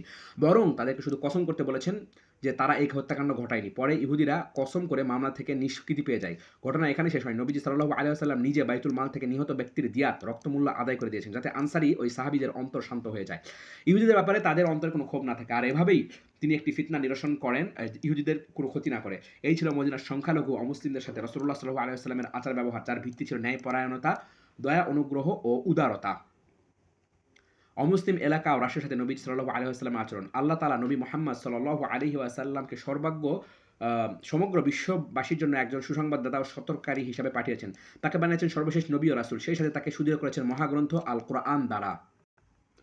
এটি এমন এক উৎস যার থেকে রাসূলুল্লাহ সাল্লাল্লাহু আলাইহি ওয়াসাল্লাম আরোহণ করছেন অমুসলিমদের সাথে আচার ব্যবহারের নীতিমালা, সেটা একক ব্যক্তি হোক বা রাষ্ট্র হিসাবে। আল্লাহ তাআলা বলেন, হে নবী, আপনাকে সকল মানুষের জন্য একজন সুসংবাদদাতা ও সতর্ককারী রূপেই পাঠিয়েছি, কিন্তু অধিকাংশ মানুষ বোঝে না। এ কারণে নবী মুহাম্মদ সাল্লাল্লাহু আলাইহি ওয়াসাল্লামের দাওয়াত শুধু আরব ভূখণ্ড বা তার আশেপাশেই সীমাবদ্ধ থাকেনি, বরং সমগ্র বিশ্বে তা ছড়িয়ে পড়েছে। ফলে আমরা দেখি নবীজি সাল্লাল্লাহু আলাইহি ওয়াসাল্লাম সেই সময় বিভিন্ন রাজা বাদশার কাছে অনেক চিঠি প্রেরণ করেছেন। সেই সব চিঠিতে তিনি তাদেরকে ইসলামের দাওয়াত দিয়েছেন। লক্ষণীয় বিষয় হলো, প্রতিটি চিঠিতে তিনি সেই রাজা বা বাদশাকে সম্মানের সাথে মালিক বা আজিম বলে সম্বোধন করেছেন। সেই অমুসলিম বাদশাকে এই সব গুণে সম্বোধন করতে তিনি সামান্যতমও কুণ্ঠাবোধ করেননি। যেমন রোমের সম্রাটের নিকট নবীজি সাল্লাল্লাহু আলাইহি ওয়াসাল্লামের প্রেরিত চিঠির ভাষ্য ছিল এমন: আব্দুল্লাহর পুত্র মুহাম্মাদের পক্ষ থেকে রোমের ক্ষমতাসীন সম্রাট হিরাক্লিয়াসের উদ্দেশ্যে প্রেরিত। পারস্য সম্রাটের নিকট প্রেরিত চিঠির ভাষা ছিল এমন: আল্লাহ রাসূল মুহাম্মাদের পক্ষ থেকে পারস্যের ক্ষমতাসীন সম্রাট কিসরার উদ্দেশ্যে প্রেরিত। মিশরের সম্রাটের নিকট প্রেরিত চিঠির ভাষ্য ছিল এমন: আব্দুল্লাহর পুত্র মুহাম্মাদের পক্ষ থেকে মিশরের ক্ষমতাসীন সম্রাট মুকাওয়াক্কিসের উদ্দেশ্যে প্রেরিত। এভাবে হাবশার বাদশাহ নাজাশির কাছে লিখেছিলেন। এটা নবী মুহাম্মদ সাল্লাল্লাহু আলাইহি ওয়াসাল্লামের পক্ষ থেকে হাবশার ক্ষমতাসীন বাদশাহ আসহাম নাজাশির উদ্দেশ্যে প্রেরিত চিঠি। আমরা আরও দেখি তিনি পারস্যের সম্রাট কিসরার প্রেরিত দূতদ্বয়কেও সম্মান দেখিয়েছেন, অথচ তারা কিসরার পক্ষ থেকে এনেছিল এক অবাঞ্ছিত বার্তা। তারা এসেছিল নবী মুহাম্মদ সাল্লাল্লাহু আলাইহি ওয়াসাল্লামকে তার স্থান মদিনা থেকে ধরে নিয়ে সম্রাট কিসরার সামনে হাজির করার জন্য। এরপরও তিনি তাদের সাথে আচরণে নিজের শান্ত সৌম্য শিষ্টাচার ও স্বভাবের কোমলতা থেকে বিচ্যুত হননি, বরং তিনি মদিনায় আগত সকল প্রতিনিধি দলকেই সম্মান দেখাতেন। তার কোনো রাষ্ট্রের বা কোনো ধর্মের এগুলো তার কাছে মুখ্য ছিল না। সকল প্রতিনিধি দলকেই স্বাগত জানানো, মেহমানদারি করা, সুন্দর আচরণ এবং উপঢৌকন প্রেরণায় তিনি বিশেষ গুরুত্ব প্রদান করতেন। তাই পারস্যের দূতদ্বয়কেও রাসূলুল্লাহ সাল্লাল্লাহু আলাইহি ওয়াসাল্লাম সুন্দরভাবে স্বাগত জানান, চমৎকার মেহমানদারি করেন, বারবার মেহমানদের নিকট গিয়ে খোঁজ খবর নেন এবং তাদের অভ্যর্থনা জানানোর জন্য নিজের সবচেয়ে সুন্দর পোশাক পরিধান করেন। প্রতিনিধি দলের যথাযথ মেহমানদারির জন্য তিনি আলাদা একটি কামরার ব্যবস্থা রেখেছিলেন, যেমনটি সালামান গোত্রের প্রতিনিধি দলের জন্য অভ্যর্থনা করেছেন সালামান গোত্র। রাসূল সাল্লাল্লাহু আলাইহি ওয়াসাল্লাম নিজের খাদেম সাওবানকে বলেন, তাদেরকে সেই কামরায় নিয়ে যাও যেখানে প্রতিনিধি দল অবস্থান করে। এই বর্ণনার মাধ্যমে স্পষ্ট বোঝা যায় এইসব প্রতিনিধি দলের জন্য আলাদা কামরার ব্যবস্থা রাখা হয়েছিল। কিলাব, মুহারিব, উজরা, আবদে কায়েস, তাগলিব, গাসসান প্রভৃতি গোত্রের প্রতিনিধি দলের সাথেও এমনটি করা হয়েছিল। তাছাড়া নবীজি সাল্লাল্লাহু আলাইহি ওয়াসাল্লামের আরেকটি অভ্যাস ছিল, এইসব প্রতিনিধি দলকে বিদায়ের সময় হাদিয়া তোহফা প্রদান করতেন। হাদিয়াগুলোর অধিকাংশই হতো রূপার তৈরি। অপরদিকে তিনি নিজেও পারস্পরিক সম্প্রীতি ও সৌহার্দ্যের উন্নতির জন্য অমুসলিম রাষ্ট্রের পক্ষ থেকে প্রেরিত হাদিয়া গ্রহণ করতেন, বিশেষ করে সেই রাষ্ট্রের পক্ষ থেকে কোনো প্রতারণা বা লড়াইয়ের ঘটনা না যদি সেই রাষ্ট্রের পক্ষ থেকে কোনো প্রতারণা বা লড়াইয়ের ঘটনা না ঘটতো। যেমন মিশরের কিপ্তিদের রাষ্ট্রপ্রধান মুকাওয়াকিস হাদিয়া প্রেরণ করলে তিনি সাদরে তা গ্রহণ করেন। আচ্ছা, রাসূলুল্লাহ সাল্লামের প্রেরিত পত্রাবলী। সুবহানাল্লাহ। পারস্যের বাদশাহ কিসরার নিকট, রোমের বাদশাহ হিরাক্লিয়াসের নিকট, আচ্ছা মুসাইলামা কাযযাবের নিকট, আচ্ছা এখানে নবীজি বিভিন্ন জনের কাছে আচ্ছা, এখানে হচ্ছে মানচিত্র। রাসূলুল্লাহ সাল্লাল্লাহু আলাইহি ওয়াসাল্লামের জীবনে অমুসলিমদের সাথে কূটনৈতিক আচরণের মধ্যে এক অনন্য দৃষ্টান্ত হয়ে আছে হাবশার, বর্তমান নাম ইথিওপিয়া, হাবশার বাদশা নাজাশীর সাথে তার ব্যবহার ও সম্পর্ক স্থাপনের বিষয়টি। শুরুতে তিনি সাহাবীদের মজলিসে নাজাশীর প্রশংসা করে বলেন, হাবশার মাটিতে এমন একজন বাদশা আছেন যার রাজত্বে কারো উপর জুলুম করা হয় না। এরপর যতটুকু তথ্য পাওয়া যায়, নাজাশীর পূর্ব ধর্মের উপর থাকা অবস্থাতেই রাসূলুল্লাহ সাল্লাল্লাহু আলাইহি ওয়াসাল্লাম তাকে উম্মুল মুমিনিন উম্মে হাইবা রাদিয়াল্লাহু আনহা এর সাথে নিজের বিবাহের জন্য উকিল মনোনীত করেছিলেন। কারণ হাবশায় হিজরতের পর উম্মে হাইবা রাদিয়াল্লাহু আনহা এর স্বামী আব্দুল্লাহ ইবনে জাহাজ খ্রিস্ট ধর্ম গ্রহণ করে। তখন রাসূলুল্লাহ সাল্লাল্লাহু আলাইহি ওয়াসাল্লাম উম্মে হাইবাকে নিজের জীবনসঙ্গিনী বানিয়ে তার কষ্টের উপশম করার চেষ্টা করেন। ফলে বাদশা নাজাশী নিজের ওকালতিতে উম্মে হাইবাকে রাসূলুল্লাহ সাল্লাল্লাহু আলাইহি ওয়াসাল্লামের সাথে বিবাহ দিয়ে দেন। মোহর নির্ধারণ করা হয় কত? ৪,০০০ দিরহাম, 4K দিরহাম। এরপর উপঢৌকন হিসাবে প্রয়োজনে আরও বহু আসবাব সহ সুরাহবিল ইবনে হাসানার সাথে উম্মে হাইবাকে মদিনায় রাসূলের কাছে পাঠিয়ে দেন। এসব আসবাব নাজাশী নিজের পক্ষ থেকে প্রদান করেছেন। রাসূল সাল্লাল্লাহু আলাইহি ওয়াসাল্লাম নিজের থেকে কিছুই পাঠানোর প্রয়োজন পড়েনি। এই সকল বর্ণনার মাধ্যমে আমরা বুঝতে পারি মদিনায় অবস্থিত নবী মুহাম্মদ সাল্লাল্লাহু আলাইহি ওয়াসাল্লাম সুদূর ইথিওপিয়ায় অবস্থিত নাজাশীর মাঝে অকৃত্রিম সম্পর্কের ভিত্তি ছিল কতটা গভীর, কতটা সুদৃঢ় এবং কতটা নৈকট্যের। বরং উল্লেখিত ঘটনা প্রমাণ করে উভয় সম্পর্কের নিছক কোনো রাজনৈতিক কিংবা লোক দেখানো কিংবা কূটনৈতিক সম্পর্কের উপর প্রতিষ্ঠিত ছিল না, বরং সম্পর্কটা ছিল এর থেকে আরও অনেক গভীরে। চিঠির মাধ্যমে রাসূলুল্লাহ সাল্লাল্লাহু আলাইহি ওয়াসাল্লামের নিকট নাজাশীর পাঠানো উত্তরই এ কথা প্রমাণ করে। বাদশা নাজাশী লিখেছিলেন, আমি আমার ওকালতিতে আপনার সাথে আপনার গোত্রের আপনার ধর্মের এক নারীকে আপনার সাথে বিবাহ প্রদান করেছি। মেয়েটি আবু সুফিয়ানের কন্যা, নাম উম্মে হাইবা। আর আপনার জন্য এক সেট পোশাক, জুব্বা, পায়জামা ও কালো রঙের একজোড়া মোজা হাদিয়া পাঠিয়েছি। এরপর হিজরি ৬ষ্ঠ সালের শেষ দিকে এবং ৭ম সালের শুরুর দিকে রাসূলুল্লাহ সাল্লাল্লাহু আলাইহি ওয়াসাল্লাম বাদশা নাজাশীর নিকট সর্বশেষ চিঠি প্রেরণ করেন। এই চিঠিতেই তিনি তাকে ইসলামের দাওয়াত দেন এবং আল্লাহর সাথে শিরক করা ও শিরকের ভয়াবহ পরিণতি সম্পর্কেও তাকে সতর্ক করেন। অমুসলিম রাষ্ট্রের সাথে রাসূলুল্লাহ সাল্লাল্লাহু আলাইহি ওয়াসাল্লামের আচরণের এটা ছিল সংক্ষিপ্ত কিছু দিক। এগুলো বিভিন্ন রাষ্ট্রের স্বভাব-প্রকৃতি অনুধাবনে এবং সকল মানুষকে তাদের অবস্থা অনুপাতে যথাযথ মূল্যায়নের ক্ষেত্রে নবী সাল্লাল্লাহু আলাইহি ওয়াসাল্লামের অনন্য সাধারণ কূটনৈতিক দূরদর্শিতা প্রকাশ করে। অমুসলিমদের সাথে নবী সাল্লাল্লাহু আলাইহি ওয়াসাল্লামের চুক্তি। রাসূলুল্লাহ সাল্লাল্লাহু আলাইহি ওয়াসাল্লাম তার সময়ের সকল অমুসলিম দল ও গোত্রের সাথে বিভিন্ন চুক্তিতে আবদ্ধ হয়েছেন। তাদের সাথে কৃত চুক্তিগুলো তিনি যথাযথভাবে পূরণও করেছেন। কারণ কুরআনুল কারীমে এমনটাই নির্দেশ এসেছে। আল্লাহ তাআলা বলেন, তোমরা যখন কোনো অঙ্গীকার করো তখন আল্লাহর সাথে কৃত অঙ্গীকার পূর্ণ করো। শপথকে দৃঢ় করার পর তা ভঙ্গ করো না। ইমাম ইবনে কাসির রাহিমাহুল্লাহ এই আয়াতের ব্যাখ্যায় বলেছেন, এটা সেই সকল কাজের অন্তর্ভুক্ত যেগুলো করতে আল্লাহ তাআলা তার বান্দাকে নির্দেশ দিয়েছেন। অর্থাৎ ওয়াদা ও প্রতিশ্রুতিসমূহ পূরণ করা এবং দৃঢ়তার সাথে কৃত শপথসমূহ যথাযথভাবে রক্ষা করা। এই নীতি আদর্শের উপরে রাসূলুল্লাহ সাল্লাল্লাহু আলাইহি ওয়াসাল্লামের পুরো জীবন অতিবাহিত হয়েছে। বরং তিনি তার সাহাবীদেরকেও এই নীতি আদর্শের উপর গড়ে তুলেছেন। তিনি তাদেরকে প্রতিশ্রুতি পালনের মূল্য শিক্ষা দিতে গিয়ে বলেন, যদি কারোর সাথে কোনো সম্প্রদায়ের চুক্তি থাকে তাহলে চুক্তির মেয়াদ শেষ হওয়ার পূর্বে কোনো রূপেই তা ভঙ্গ হওয়ার মতো কোনো আচরণ প্রকাশ করা যাবে না। আর যদি চুক্তি শেষ করতে চায় তাহলে ঘোষণা দিয়ে চুক্তি ভঙ্গ করবে। প্রতিশ্রুতি পূরণ মুসলমানদের একটি ধর্মীয় কর্তব্য। অতএব এর অন্যথা হলে প্রতিটি মুসলমানকে তার প্রতিপালকের সামনে জবাবদিহির মুখোমুখি হতে হবে। মুসলমানদের নিকট প্রতিশ্রুতি পূরণের গুরুত্ব বর্ণনা করতে গিয়ে শায়েখ মাহমুদ শালতুত বলেছেন, প্রতিশ্রুতি পূরণ মুসলমানদের একটি ধর্মীয় দায়িত্ব। মুসলমানকে এ ব্যাপারে তার প্রতিপালকের নিকট প্রশ্ন করা হবে। প্রতিশ্রুতি ভঙ্গ করা আল্লাহর কাছে প্রতারণা ও খেয়ানত হিসেবে গণ্য হবে। এই পরিচ্ছেদে আমরা রাসূলুল্লাহ সাল্লাল্লাহু আলাইহি ওয়াসাল্লামের প্রতিশ্রুতি চুক্তিসমূহের বিবরণ উপস্থাপন করব। ৩টি অনুচ্ছেদে এই আলোচনা সমাপ্ত হবে। কি ইহুদদের সাথে নবীজির সন্ধি চুক্তি। আচ্ছা, এখানে দেখা যাচ্ছে না, এই পৃষ্ঠার শেষে আছে বলছে, মদিনায় হিজরতের পরপরই রাসূলুল্লাহ সাল্লাল্লাহু আলাইহি ওয়াসাল্লাম মদিনার ইহুদিদের সাথে সন্ধি চুক্তি করেন। মানচিত্র নম্বর ৫। তার এই সন্ধি চুক্তির অকাট্যভাবে প্রমাণ করে তিনি অমুসলিমদের সাথে মিলেমিশে শান্তিতে বসবাস করতে চাইতেন এবং এটার প্রতি তিনি আগ্রহী ছিলেন। উক্ত চুক্তিনামাতে লিখিত ধারাগুলো ছিল এমন: বনু আউফের ইহুদিরা স্বতন্ত্র জাতি হিসেবে মুসলমানদের সাথে সম্পর্কযুক্ত হয়ে বসবাস করবে। ইহুদিরা পালন করবে ইহুদিদের ধর্ম, মুসলমানরা পালন করবে মুসলমানদের ধর্ম। এই বিধান প্রযোজ্য হবে তাদের নিজেদের জন্য, তাদের সাথে চুক্তিবদ্ধ লোকদের জন্য। ইহুদিদের যাবতীয় খরচ ইহুদিরা বহন করবে, মুসলমানদের যাবতীয় খরচ মুসলমানরা বহন করবে। আচ্ছা, একজন মুসলিমের জন্য অমুসলিমদের সম্পর্কে বিভিন্ন ধরন রয়েছে, আমরা সেগুলো উল্লেখ করেছি। একটা হচ্ছে মুআওয়ালাত তথা হৃদয়ের অন্তরঙ্গতা বা আন্তরিক প্রেম ভালোবাসা। এটা কেবল মুমিনদের সাথে বিশিষ্ট, কোনো অমুসলিমদের সাথে এ ধরনের অবস্থা সম্পর্ক কোনোভাবে জায়েজ নয়। একটা মুওয়াসাত সহমর্মিতা, কল্যাণ কামনা ও উপকার সাধন। যেসব কাফের যুদ্ধবাজ ও মুসলমানদের উপর আক্রমণোদ্যত তারা বাদে অন্য সব অমুসলিমের সাথে এই স্তর জায়েজ। তারপরে মুদারাত তথা বাহ্যিক সদ্ব্যবহার ও বন্ধুসুলভ আচরণ। সমস্ত অমুসলিমদের সাথে এই স্তর অবলম্বন করা জায়েজ। তাদের উপকার সাধন, তারা মেহমান হয়ে তাদের ক্ষতি থেকে বেঁচে থাকার উদ্দেশ্যে ইত্যাদি অবস্থায় এটি অবলম্বন করা যাবে। মুআমালাত তথা অমুসলিমদের সাথে ব্যবসা বাণিজ্য, ভাড়া বন্ধক, চাকরি লেনদেন, এটিও সমস্ত অমুসলিমদের সাথে জায়েজ, তবে মুসলমানদের ক্ষতি না হওয়া শর্ত। যেমন যুদ্ধরত কাফেরদের নিকট অস্ত্র বিক্রি। এই অঞ্চলের লোকদের উপর কেউ হামলা করলে তাদের বিরুদ্ধে অঞ্চলের সকলে পরস্পরকে সাহায্য সহযোগিতা করবে। তারা একে অন্যের কল্যাণ কামনা করবে, সততা বজায় রাখবে এবং অন্যায় এড়িয়ে যাবে। কোনো ব্যক্তির হালিফের চুক্তিবদ্ধ মৃত্যু অপরাধ তার উপর আরোপিত হবে না। সকলে মিলে মুসলিমকে সাহায্য করা হবে। ইহুদিরা মুসলমানদের সাথে খরচ বহনে শরিক হবে যতদিন তারা যুদ্ধে লিপ্ত থাকবে। ইয়াসরিবের জমিন এই চুক্তির অন্তর্ভুক্ত লোকদের জন্য নিষিদ্ধ স্থান বলে বিবেচিত হবে, অর্থাৎ যুদ্ধ, গাছ কাটা, প্রাণী শিকার ইত্যাদি। এই অঞ্চলের লোকদের মধ্যে যদি কোনো অপ্রীতিকর ঘটনা ঘটে কিংবা কোনো ঝগড়া সৃষ্টি হয়, তাহলে তার কারণে বিশৃঙ্খলা তৈরি হওয়ার আশঙ্কা হয়, তাহলে সেটা ফয়সালা করার জন্য আল্লাহ তাআলা ও তার রাসূল মুহাম্মদ সাল্লাল্লাহু আলাইহি ওয়াসাল্লামের নিকট সমর্পণ করা হবে। কুরাইশদের আশ্রয় দেওয়া যাবে না, এমনকি যারা তাদের সাহায্য সহযোগিতা করে তাদেরও আশ্রয় দেওয়া যাবে না। যারা ইয়াসরিবের উপর আক্রমণ করতে আসবে তাদের বিরুদ্ধে সকলে মিলে একে অপরকে সাহায্য করবে। প্রত্যেকের দায়িত্ব থাকবে ওই অংশ রক্ষা করা যে অংশে তারা বসবাস করছে। কোনো জালেম বা অপরাধীর জন্য এই সন্ধিপত্র তাকে বাঁচানোর কাজে আসবে না। এখানে যে বিষয়টির দিকে ইঙ্গিত করা প্রয়োজন সেটা হলো, এই চুক্তিনামার মধ্যে বনু কাইনুকা, বনু নাজির, বনু কুরাইজা আর ইহুদিদের কথা নেই। তবে সিরাতের ঘটনাবলিতে এটা প্রমাণিত এই চুক্তিটা ছাড়াও তাদের সাথে আরও অনেক চুক্তি ও সন্ধি সম্পন্ন হয়েছিল।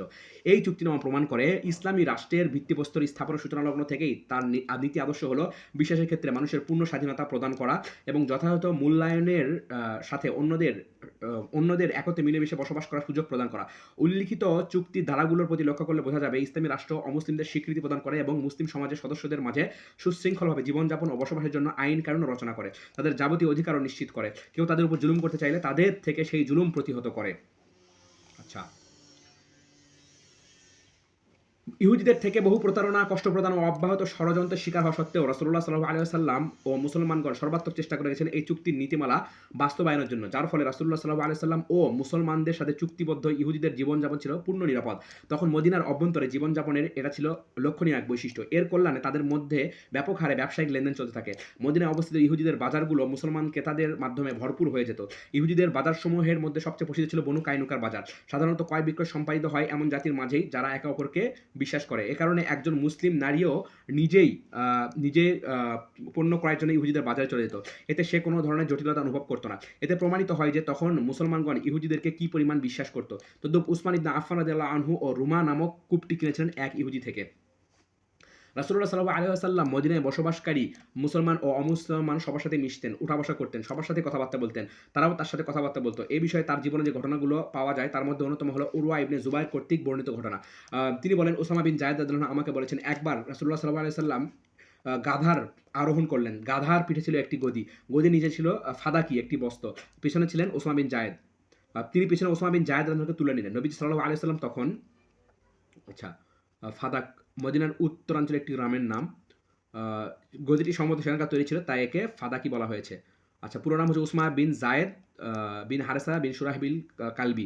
রাসূলুল্লাহ সাল্লাল্লাহু আলাইহি সাল্লামের আজাদকৃত গোলাম জায়েদের পুত্র। তাকে বলা হতো প্রিয়ের পুত্র, প্রিয়।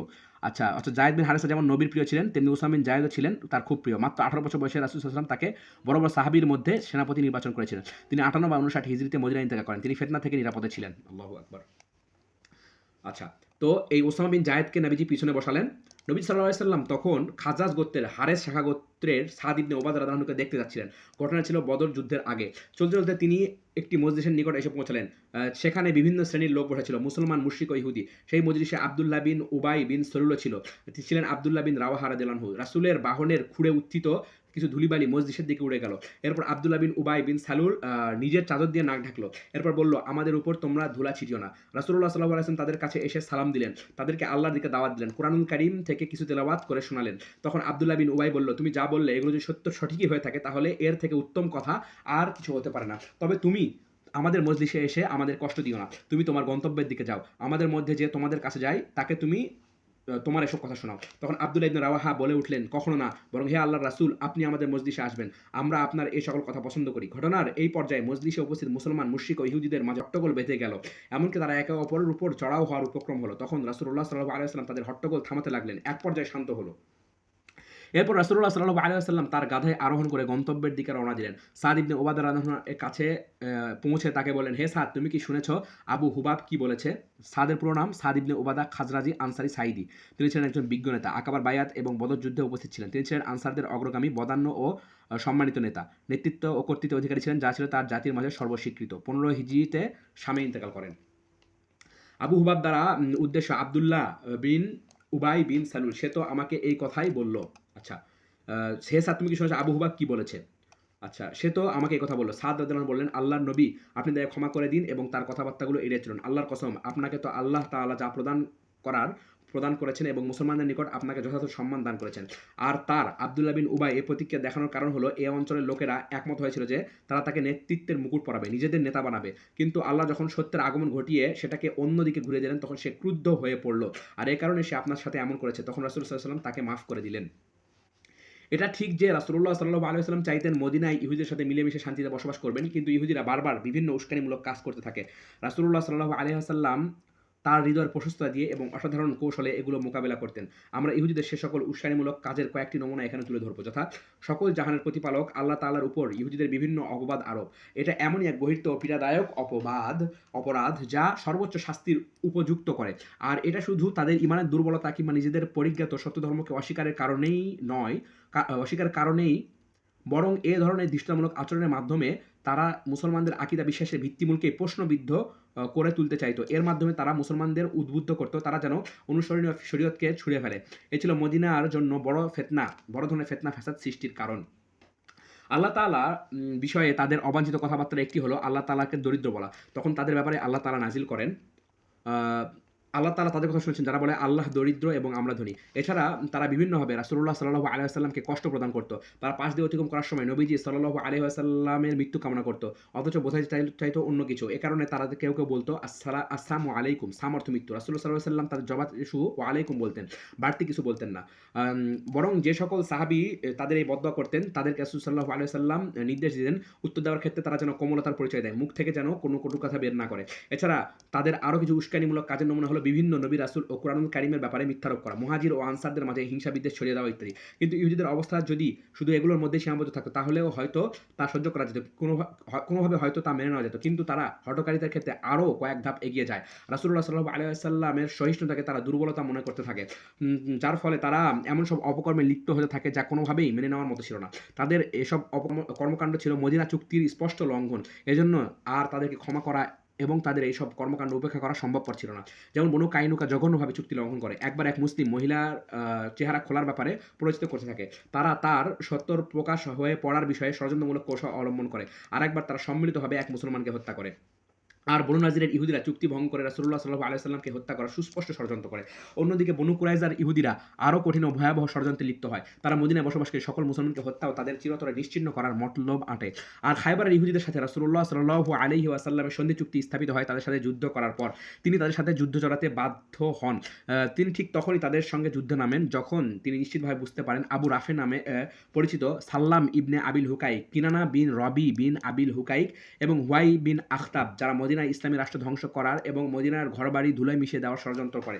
অর্থাৎ তারা খাইবারে এসে ঘাঁটি করে। এরা ছিল বনু নাজিরের নেতৃস্থানীয় মুসলমানদের ঘোরতর শত্রু। অপরাধের কারণে রাসূলুল্লাহ সাল্লাল্লাহু আলাইহি ওয়াসাল্লাম এদেরকে মদিনা থেকে বহিষ্কার করেছিলেন। খাইবারে অবস্থানরত বনী নাজিরের ইহুদি, সেই সাথে খাইবারের স্থানীয় ইহুদি ও তাদের নেতারা মিলে বিভিন্ন গোত্রকে মুসলমানদের বিরুদ্ধে ঐক্যবদ্ধ করতে শুরু করে। খাইবার ও বনু নাজিরের ইহুদিদের একটি দল মুসলমানদের অবরোধ করার উদ্দেশ্যে মুশরিক দলগুলোতে একত্রিত করতে থাকে। পরিণামে আহজাব যুদ্ধ সংঘটিত হয়। এই যুদ্ধে 10,000-এরও বেশি মুশরিক লড়াকু সৈন্যদলের এক বিশাল বাহিনী একত্রিত হয়। তাদের লক্ষ্য ছিল মদিনা থেকে মুসলমানদের উৎখাত করা। তবে আল্লাহ তাআলা মুসলমানদের উপর অনুগ্রহ করেন, তাদেরকে উক্ত যুদ্ধে বিশেষভাবে সাহায্য করেন। কিন্তু এই ঘটনার মধ্য দিয়ে খাইবার মুসলমানদের ধ্বংসের ভয়ানক কেন্দ্রস্থল হিসেবে পরিচিতি পায়।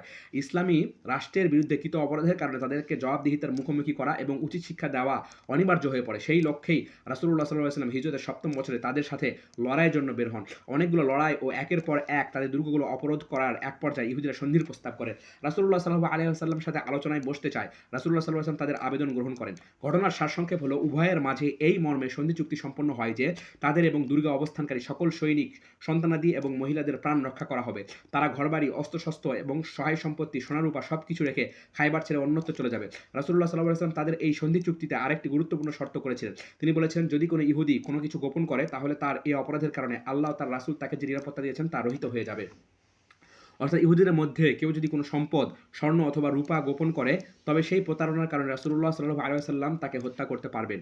ইহুদিরা এই সন্ধি মেনে নেয়। খাইবার থেকে তারা বের হতে শুরু করে। যদিও ইতিমধ্যেই তারা অনেক ধরনের মন্দ কাজ করেছে, তারপরও এই সন্ধি চুক্তির কারণে রাসূলুল্লাহ সাল্লাল্লাহু আলাইহি ওয়াসাল্লাম তাদের সকলের প্রাণ রক্ষা করেন। কাউকেই তিনি হত্যা করেননি। তবে যার ব্যাপারে এই প্রতিশ্রুতির সুস্পষ্ট খেয়ানত প্রকাশ পেয়েছিল এমন দু একজন ছাড়া, যেমন হয়েছিল কিনানা বিন আবিল হুকাইকের ক্ষেত্রে। আচ্ছা, এক ইহুদি রাসূল সাল্লাল্লাহু আলাইহি ওয়াসাল্লামকে অবগত করে কিনানা বিন আবিল হুকাইক সম্পদ গোপন করেছে। আচ্ছা, চিন্তা করে দেখুন, এ সময় মুসলমানদের হাতে ক্ষমতা ছিল।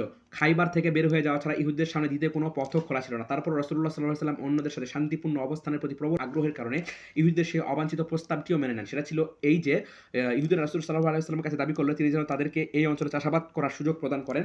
বিনিময়ে তারা অর্ধেক ফসল প্রদান করবে। সহিহ বুখারীর বর্ণনায় এসেছে, আব্দুল্লাহ ইবনে ওমর রাদিয়াল্লাহু আনহু বলেন, রাসূলুল্লাহ সাল্লাল্লাহু আলাইহি ওয়াসাল্লাম ইহুদীদেরকে খাইবারের ভূমি প্রদান করেছিলেন। শর্ত ছিল তারা সেখানে চাষাবাদ করবে। বিনিময়ে সেখান থেকে উৎপাদিত ফসলের অর্ধেক তারা পাবে। এটা ছিল রাসূলুল্লাহ সাল্লাল্লাহু আলাইহি ওয়াসাল্লামের পক্ষ থেকে খাইবারের ইহুদীদের প্রতি বিশেষ অনুগ্রহ, এবং এটা ছিল তাদের মরুভূমির অজানা নিশ্চিত পথে বের হওয়া থেকে মুক্তির উপায়। কারণ প্রথম চুক্তিতে স্পষ্ট উল্লেখ ছিল তাদেরকে বের করে দেওয়া হবে। চুক্তির পর স্বাভাবিক নিয়মেই খাইবারের ইহুদীদের সাথে মুসলমানদের জীবনযাত্রা অতিবাহিত হচ্ছিল। পূর্ণ স্বাধীনতার সাথে খাইবারের ইহুদীরা সেখানে তাদের কাজ ও জীবন চালিয়ে যাচ্ছিল। তখনকার এমন কোনো ঘটনা নেই যা প্রমাণ করতে পারে মুসলমানগণ তাদের সাথে কোনো হঠকারিতামূলক আচরণ করেছে।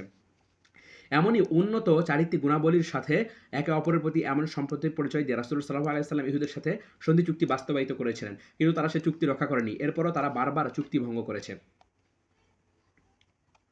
খ্রিস্টানদের সাথে নবী সাল্লাল্লাহু আলাইহি ওয়াসাল্লামের চুক্তিসমূহ। রাসূলুল্লাহ সাল্লাল্লাহু আলাইহি ওয়াসাল্লামের জীবনের শেষ 2 বছর খ্রিস্টানদের সাথে কয়েকটি চুক্তিতে আবদ্ধ হয়েছিলেন। সেগুলোর মধ্যে একটি ছিল নাজরানি খ্রিস্টানদের সাথে। নাজরানি খ্রিস্টানরা 14 সদস্যের একটি প্রতিনিধি দল গঠন করে রাসূলুল্লাহ সাল্লাল্লাহু আলাইহি ওয়াসাল্লামের কাছে প্রেরণ করে। উক্ত প্রতিনিধি দলের প্রধান ছিল আকিব নামের এক ব্যক্তি। তবে তাদের আরেকজন ছিল দল পরিচালক। তার উপাধি দিয়েছিল সাইয়্যেদ। এছাড়া তাদের ধর্মীয় বিষয়াবলীর দায়িত্বে ছিল তৃতীয় আরেকজন। সে ছিল তাদের ধর্মযাজক বা পাদ্রী। তার নাম ছিল আবুল হারেস। উল্লেখিত এই তিনজনই ছিল উক্ত প্রতিনিধি দলের প্রধান ব্যক্তিবর্গ। দলের কোনো বিষয়ে প্রধানত তারাই পরস্পর আলোচনা করে সিদ্ধান্ত গ্রহণ করত। প্রতিনিধি দলটি খুবই জাঁকজমক ও সাজসজ্জার সাথে মদিনায় আগমন করে। তাদের গায়ে ছিল রেশমি পোশাক আর হাতে ছিল স্বর্ণের আংটি। তবে এটা সুস্পষ্ট যে ইসলাম গ্রহণের কোনো ইচ্ছা তাদের ছিল না, বরং তারা মূলত এসেছিল রাসূলুল্লাহ সাল্লাল্লাহু আলাইহি ওয়াসাল্লামের সাথে মুনাজারা বা বিতর্ক করার জন্য, এবং রাসূল সহ অন্য মুমিনদেরকেও পরাজিত, হতবুদ্ধি বা বিস্মিত করে দিতে। আচ্ছা, আলোচনার সময় রাসূলুল্লাহ সাল্লাল্লাহু আলাইহি ওয়াসাল্লাম তাদেরকে ইসলাম গ্রহণের প্রস্তাব প্রদান করে, কিন্তু তারা তা অস্বীকার করে বলল, তোমাদের পূর্ব থেকে আমরা মুসলমান। তখন রাসূলুল্লাহ সাল্লাল্লাহু আলাইহি ওয়াসাল্লাম তাদেরকে বললেন, 3টি কারণে তোমরা মুসলমান নও। এক, ক্রুশের ইবাদত করো, শূকরের গোশত খাও, আল্লাহ তাআলার সন্তান আছে এমন বিশ্বাস করো। এই 3টি বিষয়ে তোমরা ইনজিলের বাণী পরিবর্তন করেছো। এগুলোর ক্ষেত্রে তোমরা বিশ্ব প্রতিপালক মহান আল্লাহর কথা মেনে নিতে পারোনি। অতএব এসব ভ্রান্ত বিশ্বাসে কর্মপরিহার না করে তোমরা নিজেদের মুসলমান দাবি করতে পারো না। এভাবে দীর্ঘ সময় রাসূলুল্লাহ সাল্লাল্লাহু আলাইহি ওয়াসাল্লামের সাথে তাদের তর্ক বিতর্ক চলতে থাকে। তারা বিভিন্ন ধরনের প্রশ্ন ও আপত্তি উত্থাপন করে। নবীজি সাল্লাল্লাহু আলাইহি ওয়াসাল্লাম সেগুলো যথাযথ উত্তর প্রদান করেন। তাদের একটি প্রশ্ন ছিল এমন, তোমাদের এ কেমন আচরণ যে তোমরা আমাদের নবীকে গালি দাও? নবী বলতে তারা হযরত ঈসা আলাইহিস সালামকে বুঝিয়েছে, আর বলো যে সে আল্লাহর বান্দা। রাসূলুল্লাহ সাল্লাল্লাহু আলাইহি ওয়াসাল্লাম বললেন, নিশ্চয় তিনি আল্লাহ তাআলার বান্দা ও রাসূল, এবং তার কালেমা যাকে আল্লাহ তাআলা প্রেরণ করেছেন কুমারী মরিয়ম আলাইহিস সালামের নিকট। অতএব ঈসা আলাইহিস সালামের দিকে আল্লাহ তাআলার বান্দা কথাটি সম্বন্ধ করা তার মর্যাদা লাঘব করা না, বরং আরো বৃদ্ধি করে। তিনি ছিলেন দৃঢ়প্রতিজ্ঞ ও রাসূলদের অন্যতম। তাছাড়া তিনি আল্লাহর কালেমা, যাকে আল্লাহ তাআলা প্রেরণ করেছেন মারিয়াম আলাইহিস সালামের নিকটে। আর মারিয়াম আলাইহিস সালামকেও সম্মান ও শ্রদ্ধা করি। তাকে সব ধরনের দোষ ত্রুটি থেকে মুক্ত বলে বিশ্বাস করি। এ কারণে আমরা বলি তিনি ছিলেন কুমারী সতী নারী মারিয়াম। এত সব আলোচনার পরেও নাজরানের প্রতিনিধি দল তাদেরকে ভ্রান্ত বিশ্বাস ত্যাগ করলো না, বরং হযরত ঈসা আলাইহিস সালামকে মানুষ ও আল্লাহর বান্দা বলাতে তারা ভীষণ রাগান্বিত হয়ে উঠল। তারপর তারা বলে, তুমি কি কখনো পিতা ছাড়া পুত্র দেখেছো? তুমি যদি তোমার দাবিতে সত্যবাদী হয়ে থাকো তাহলে আমাদেরকে তার দৃষ্টান্ত দেখাও। তখন রাসূলুল্লাহ সাল্লাল্লাহু আলাইহি ওয়াসাল্লাম তাদেরকে বললেন, এই মুহূর্তে এ ব্যাপারে আমার কাছে বিশেষ কোনো বক্তব্য নেই, তাই তোমরা আমাদের এখানে অবস্থান করো। এ বিষয়ে আল্লাহর পক্ষ থেকে যা জানানো হবে তাই তোমাদের জানিয়ে দেব। পরের দিন সকাল হলো। এর মাঝে আল্লাহ তার নবীজির উপর এই আয়াতগুলো নাজিল করলেন। আল্লাহর নিকট ঈসার দৃষ্টান্ত আদমের মতো। আল্লাহ তাকে মাটি থেকে সৃষ্টি করেন, অতঃপর তাকে বলেন হয়ে যাও, ফলে সে হয়ে যায়। সত্য সেটাই যা তোমার প্রতিপালকের পক্ষ থেকে এসেছে, সুতরাং তুমি সন্দেহকারীদের অন্তর্ভুক্ত হয়েও না। তোমার কাছে হযরত ঈসা আলাইহিস সালাম ঘটনা সম্পর্কে যে প্রকৃত জ্ঞান এসেছে, তারপরও তারা যারা এই বিষয়ে তোমার সাথে বিতর্কে লিপ্ত হয় তাদেরকে বলে দাও, এসো আমরা ডাকি আমাদের সন্তানদেরকে এবং তোমাদের সন্তানদেরকে, আমাদের নারীদেরকে তোমাদের নারীদেরকে, আর আমাদের নিজ লোকদেরকে তোমাদের নিজ লোকদেরকে। তারপর আমরা সকলে মিলে আল্লাহর সামনে কাকুতি মিনতি করি, যারা মিথ্যাবাদী তাদের উপর আল্লাহ লানত পাঠায়। সকলে নবীজি সাল্লাল্লাহু আলাইহি ওয়াসাল্লাম, সকালে নবী সাল্লাল্লাহু আলাইহি ওয়াসাল্লাম নাজরানের খ্রিস্টান প্রতিনিধি দলকে এই আয়াতগুলো তেলাওয়াত করে শোনান, কিন্তু এই ধরনের মহাসত্য বাণীও খ্রিস্টানদের মনোপুত হলো না। তাদের সাথে আলোচনার সকল পথ বন্ধ হয়ে যাবে। রাসূলুল্লাহ সাল্লাল্লাহু আলাইহি ওয়াসাল্লাম তাদের সামনে মুবাহালার প্রস্তাব পেশ করলেন, কিন্তু তাদের যেহেতু পূর্ণ বিশ্বাস ছিল যে তিনি আল্লাহ তাআলার একজন প্রেরিত রাসূল, তাই তারা উক্ত প্রস্তাব প্রত্যাখ্যান করে। পরিশেষে রাসূলুল্লাহ সাল্লাল্লাহু আলাইহি ওয়াসাল্লাম তাদের এইসব হঠকারিতা ও দম্ভপূর্ণ আচরণ করা সত্ত্বেও, কর দেওয়ার সত্ত্বেও তাদের সাথে সন্ধি করেন, যদিও তারাই ছিল সন্ধির প্রথম প্রস্তাবকারী ও অক্ষম দুর্বল এক সম্প্রদায়। রাসূলুল্লাহ সাল্লাল্লাহু আলাইহি ওয়াসাল্লাম ইচ্ছা করলে তাদের বিরুদ্ধে যুদ্ধের জন্য বড় সেনাদল পাঠাতে পারতেন, কিন্তু না, নবীজি সেদিকে না গিয়ে তাদের সাথে সন্ধি করেন, কারণ নবীজি মুসলমানদের মাঝে ও কাছে দূরে সকল শত্রু সম্প্রদায়ের মাঝে শান্তি ও নিরাপত্তার ভিত রচনা করতে চেয়েছিলেন। এই উদ্দেশ্যে তিনি নাজরানের অধিবাসীদের জন্য একটি চুক্তিপত্র প্রেরণ করেন। পত্রটির ভাষা ছিল এমন: পরম দয়ালু অসীম করুণাময় আল্লাহর নামে শুরু করছি। নবী মুহাম্মদের পক্ষ থেকে বিশপ আবুল হারেস ও নাজরানের অন্য পাদ্রীবর্গ, জ্যোতিষবর্গ এবং যাজকদের জন্য ও তাদের মালিকানা থাকা ছোট বড় সকল কিছুকে আল্লাহ ও তার রাসূলের পক্ষ থেকে নিরাপত্তা দেওয়া হবে। কোনো বিশপকে তার বিশপের পদ থেকে, কোনো যাজককে তার যাজকের পদ থেকে, কোনো জ্যোতিষকে তার জ্যোতিষের পদ থেকে পরিবর্তন করা হবে না। তাদের অধিকার, কর্তৃত্ব, প্রতিপত্তি এবং তাদের পূর্ব পদ পদবীর কোনো ধরনের পরিবর্তন ঘটানো হবে না। যতদিন তারা শৃঙ্খলা রক্ষা করে চলবে, অধীনস্থদের প্রতি কল্যাণকামী থাকবে, জুলুম করবে না, নির্যাতন নিপীড়নে লিপ্ত হবে না, ততদিন তাদের জন্য আল্লাহ তার রাসূলের নিরাপত্তা বিদ্যমান থাকবে। বলার অপেক্ষা রাখে না, উক্ত চুক্তিপত্রে বেশ উদারতা ও ইনসাফের পরিচয় দেওয়া হয়েছে। চুক্তি সম্পন্ন হওয়ার পর যখন নাজরানের প্রতিনিধি দল রাসূলুল্লাহ সাল্লাল্লাহু আলাইহি ওয়াসাল্লামের কাছে দাবি করে তিনি যেন কর আদায়ের জন্য তাদের সঙ্গে একজন বিশ্বস্ত ব্যক্তি পাঠান, তখন রাসূলুল্লাহ সাল্লাল্লাহু আলাইহি ওয়াসাল্লাম বললেন, অবশ্যই আমি তোমাদের সঙ্গে একজন পূর্ণ বিশ্বস্ত ব্যক্তি পাঠাবো। বিশ্বস্ততার এই মহান মর্যাদায় ভূষিত হওয়ার জন্য সকল সাহাবী চরম উৎসুকের দৃষ্টিতে তাকিয়ে রইলেন। এই সময় আবু উবাইদা ইবনুল জাররাহকে পাঠানো হলো। তিনি উঠে দাঁড়ায়, নবীজি বললেন, এ হলো উম্মতের আমিন বা বিশ্বস্ত ব্যক্তি। এ ঘটনা প্রমাণ করে রাসূলুল্লাহ সাল্লাল্লাহু আলাইহি ওয়াসাল্লাম উক্ত চুক্তিনামা প্রণয়ন করেছিলেন পরিপূর্ণভাবে বাস্তবায়নের ইচ্ছা নিয়ে, আর তিনি কখনোই ভেঙে ফেলার উদ্দেশ্যে কোনো চুক্তি করতেন না, যেমনটি করে থাকে অন্য অমুসলিম শক্তিধর জাতিগোষ্ঠীগুলো। ফলে নাজরানে খ্রিস্টানদের সাথে সম্পাদিত এই চুক্তি স্থায়িত্ব লাভ করে, কোনো পক্ষেই তা ভঙ্গ করেনি। এই চুক্তির ফলে রাসূলুল্লাহ সাল্লাল্লাহু আলাইহি ওয়াসাল্লামের ইন্তেকাল পর্যন্ত নাজরান ও মদিনা মুনাওয়ারার মাঝে কূটনৈতিক সম্পর্ক ভালো স্থিতিশীল থাকে। একইভাবে রাসূলুল্লাহ সাল্লাল্লাহু আলাইহি ওয়াসাল্লাম সন্ধি চুক্তি স্থাপন করেছিলেন জারবা ও আজরুহ এর খ্রিস্টানদের সাথেও। তাদের উদ্দেশ্যে লিখিত চিঠিতে নবীজির ভাষ্য ছিল এমন: এটা নবী মুহাম্মদের পক্ষ থেকে আজরুহ বাসীদের উদ্দেশ্যে প্রেরিত চিঠি। তারা আজরুহবাসী আল্লাহ ও মুহাম্মাদের নিরাপত্তা প্রদানের মাধ্যমে নিরাপত্তা প্রাপ্ত হবে। চুক্তির শর্তানুসারে তারা প্রতি রজব মাসে পূর্ণ 100 দিনার প্রদান করবে। 100 দিনার। আর আল্লাহ তাআলা তাদের নির্দেশ দিয়েছেন মুসলমানদের সাথে সদাচরণ ও কল্যাণ কামনার। বিভিন্ন দুর্বল সম্প্রদায়, যাদের লোক সংখ্যা কম, কোনো দিক দিয়েই যারা মুসলমানদের মোকাবেলা করতে সক্ষম নয়, এমন সম্প্রদায়গুলোকে নামমাত্র কর পরিশোধের বিনিময়ে নিরাপত্তা প্রদানের মাধ্যমে রাসূলুল্লাহ সাল্লাল্লাহু আলাইহি ওয়াসাল্লাম বিরাট মহানুভবতার পরিচয় দিয়েছেন। মুসলমান পরিবেশিত সকল অধিবাসী এই নিরাপত্তা চুক্তির মাধ্যমে নিরাপদে বসবাসের অধিকার প্রাপ্ত হয়েছে।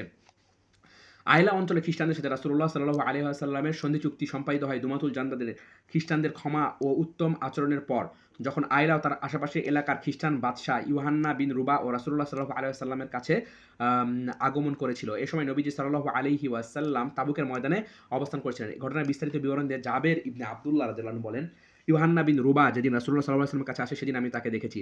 তার গলায় ছিল স্বর্ণের তৈরি একটি ক্রুশ, মাথার সামনের অংশে ছিল চুলের ঝুঁটি। সে যখন রাসূলুল্লাহ সাল্লাল্লাহু আলাইহি ওয়াসাল্লামকে দেখল, তখন সে মাথা দ্বারা ইশারা করল, সম্মানার্থে মাথা ঝুঁকালো এবং বুকের উপর হাত রাখলো। রাসূলুল্লাহ সাল্লাল্লাহু আলাইহি ওয়াসাল্লাম তার দিকে ইশারা করে বললেন, মাথা উত্তোলন করো। সেই দিন রাসূলুল্লাহ সাল্লাল্লাহু আলাইহি ওয়াসাল্লাম তার সাথে সন্ধি চুক্তিতে আবদ্ধ হন এবং তাকে একটি ইয়ামেনের চাদর পরিধান করান। সম্ভবত ইউহান্নাকে রাসূলুল্লাহ সাল্লাল্লাহু আলাইহি ওয়াসাল্লামের এমন উষ্ণ অভ্যর্থনা জানানোর উদ্দেশ্য ছিল সে যেন বুঝতে পারে তিনি প্রতিপক্ষের পূর্ণ সম্মান ও মর্যাদা রক্ষা করে সন্ধি করতে আগ্রহী, কারণ লোকটি এসেছিল খ্রিস্ট ধর্মের প্রতি ক্রুশ পরিধান করে। তারপর রাসূল সাল্লাল্লাহু আলাইহি ওয়াসাল্লাম তাকে কোনো তিরস্কার বা ভর্ৎসনা করেননি। সম্ভবত এটা উদ্দেশ্য ছিল সে যেন বুঝতে পারে রোমের বিরুদ্ধে বিজয় অর্জনকারী বহু ক্ষমতার অধিকারী মুসলিমদের সাথে সন্ধি স্থাপন লাঞ্ছনা করার কোনো বিষয় নয়, বরং এই নির্ভেজাল সন্ধিটা হতে যাচ্ছে প্রতিশ্রুতি রক্ষাকারী এমন এক জাতির সাথে যারা প্রতিপক্ষকে যথাযথ মূল্যায়ন করতে জানে। এই সন্ধি চুক্তির ভাষ্য ছিল এমন: পরম দয়ালু ও অসীম করুণাময় আল্লাহর নামে শুরু করছি। এটা আল্লাহ ও আল্লাহ রাসূলের পক্ষ থেকে নবী মুহাম্মদ সাল্লাল্লাহু আলাইহি ওয়াসাল্লামের পক্ষ থেকে ইউহান্না ও ইবনে রুবা ও আইলাবাসীর জন্য প্রদত্ত নিরাপত্তার নিশ্চয়তা। তাদের জল ও স্থলের জাহাজ ও যানবাহনের জন্য আল্লাহ ও নবী মুহাম্মদের পক্ষ থেকে নিরাপত্তা দেওয়া হবে। শাম, ইয়ামেন ও সমুদ্রদ্বীপের বাসিন্দাদের মধ্যে যারা তাদের সাথে থাকবে তারাও অন্তর্ভুক্ত হবে। আর তাদের মধ্যে থেকে কেউ কোনো অঘটন ঘটালে তার অর্থ সম্পদ তাকে রক্ষা করতে পারবে না। যে ব্যক্তি এমন ব্যক্তির সম্পদ নিজ দখলে নিয়ে নেবে, সে ব্যক্তির সম্পদ তার জন্য হালাল হয়ে যাবে। তারা যে কোনো জলাশয় ব্যবহার করতে চাইবে এবং জলস্থলের যে কোনো পথে যাতায়াত করতে চাইবে, তাদেরকে বাধা দেওয়ার অবকাশ থাকবে না। এখানে একটি লক্ষণীয় বিষয় হলো, উক্ত চুক্তিনামাতে রাসূলুল্লাহ সাল্লাল্লাহু আলাইহি ওয়াসাল্লাম তাদের জলস্থলের জাহাজ ও যানবাহনের নিরাপত্তা প্রদান করেছেন। বলা বাহুল্য, রাসূলুল্লাহ সাল্লাল্লাহু আলাইহি ওয়াসাল্লাম ও মুসলমানগণই সর্বোত্তম এবং প্রতিশ্রুতি পালনে সর্বাধিক গুরুত্ব আরোপকারী। আর সকলের জানা আছে আইলা অঞ্চলটি লোহিত সাগরের তীরে অবস্থিত। স্বাভাবিকভাবে আইলার সকল অধিবাসী কিংবা কমপক্ষে তাদের বড় একটা অংশ সাগরে মাছ শিকার করে জীবিকা নির্বাহ করত। আর এদিকে মুসলমানগণ হাবশায় হিজরত করা ছাড়া এ যাবৎ কোনো সময় সমুদ্র ব্যবহার করেনি। সমুদ্র ছিল তাদের কাছে প্রায় অপরিচিত। এই সমুদ্র যাত্রার ব্যাপারে তাদের তেমন কোনো অভিজ্ঞতাও ছিল না। সুতরাং চুক্তিবদ্ধ আইলার অধিবাসীদের জলে স্থলে নিরাপত্তা প্রদানের অর্থ হলো রাসূলুল্লাহ সাল্লাল্লাহু আলাইহি ওয়াসাল্লাম নিজের উপর এবং অন্য মুসলমানের উপর সমুদ্রে আইলাবাসীদের রক্ষার একটি কঠিন ও ঝুঁকিপূর্ণ দায়িত্ব চাপিয়ে নিলেন। কারণ চুক্তি মোতাবেক রাসূলুল্লাহ সাল্লাল্লাহু আলাইহি ওয়াসাল্লামের উপর আবশ্যক হয়ে পড়ে একটি নৌবহর তৈরি করা এবং যখনই আইলাবাসীর উপর কোনো আক্রমণ আসবে তখনই তাদের রক্ষার্থে উক্ত নৌবহর প্রেরণ করা। আর এর জন্য প্রয়োজন কঠোর শ্রম, বড় অঙ্কের অর্থ ব্যয় এবং সেই সাথে নিজেদের ধন সম্পদ ও ঝুঁকির মধ্যে ফেলা। তবুও রাসূলুল্লাহ সাল্লাল্লাহু আলাইহি ওয়াসাল্লাম সবকিছু মেনে নিয়েছেন শুধু এই কারণে যে মুসলমান যেন চারপাশের সকল জাতিগোষ্ঠীর সাথে নিরাপদ ও শান্তিপূর্ণ পরিবেশে বসবাস করতে পারেন। আরও লক্ষণীয় যে তারা যে সকল জলাশয় থেকে পানি সংগ্রহে ও ব্যবহারে অভ্যস্ত, রাসূলুল্লাহ সাল্লাল্লাহু আলাইহি ওয়াসাল্লাম তাদেরকে সে সকল জলাশয় থেকে পানি সংগ্রহের ও ব্যবহারের সুযোগ প্রদানের দায়িত্ব গ্রহণ করেছেন। অতএব মুসলমানগণ তাদেরকে বাধা দিতে পারবে না। কথা এখানেই শেষ নয়। উক্ত চুক্তির কারণে আবশ্যক হয়ে পড়ে অন্য কেউ তাদেরকে সেখান থেকে বাধা দিতে চাইলে তাদের বিরুদ্ধে মুসলমানগণ লড়াই করবেন এবং আইলাবাসীর পানি ব্যবহারের পথ সুগম করবেন। এটা বেশ কঠিন ও বড় ধরনের ঝুঁকিপূর্ণ দায়িত্ব। তারপর রাসূলুল্লাহ সাল্লাল্লাহু আলাইহি ওয়াসাল্লাম ও মুসলমানগণ তা নিজেদের কাঁধে তুলে নিয়েছেন এই অঞ্চলের এমন এক সম্প্রদায়ের সাথে শান্তিপূর্ণ পরিবেশ তৈরির উদ্দেশ্যে যারা ইসলামকে মান্য করে না এবং ইসলামের নবী মুহাম্মদ সাল্লাল্লাহু আলাইহি ওয়াসাল্লামের নবুয়তকেও স্বীকার করে না। এভাবেই অন্যের প্রতি রাসূলুল্লাহ সাল্লাল্লাহু আলাইহি ওয়াসাল্লামের মহাব্বত, সম্মান ও মূল্যায়নের প্রেরণা সর্বত্র ছেয়ে গিয়েছিল। খ্রিস্টানদের সাথে সম্পাদিত রাসূলুল্লাহ সাল্লাল্লাহু আলাইহি ওয়াসাল্লাম চুক্তিসমূহের এটাই ছিল প্রধান বৈশিষ্ট্য। মুশরিকদের সাথে নবী সাল্লাল্লাহু আলাইহি ওয়াসাল্লামের চুক্তিসমূহ। রাসূলুল্লাহ সাল্লাল্লাহু আলাইহি ওয়াসাল্লাম মুশরিকদের সাথে কয়েকটি সন্ধি চুক্তি করেছিলেন। এই চুক্তির আওতায় মদিনার আশেপাশে বসবাসকারী মুশরিকরা যেমন ছিল মক্কার প্রধান মুশরিকরাও।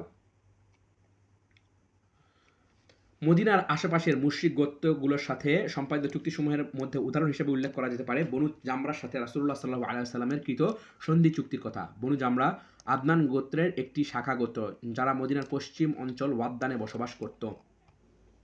আচ্ছা,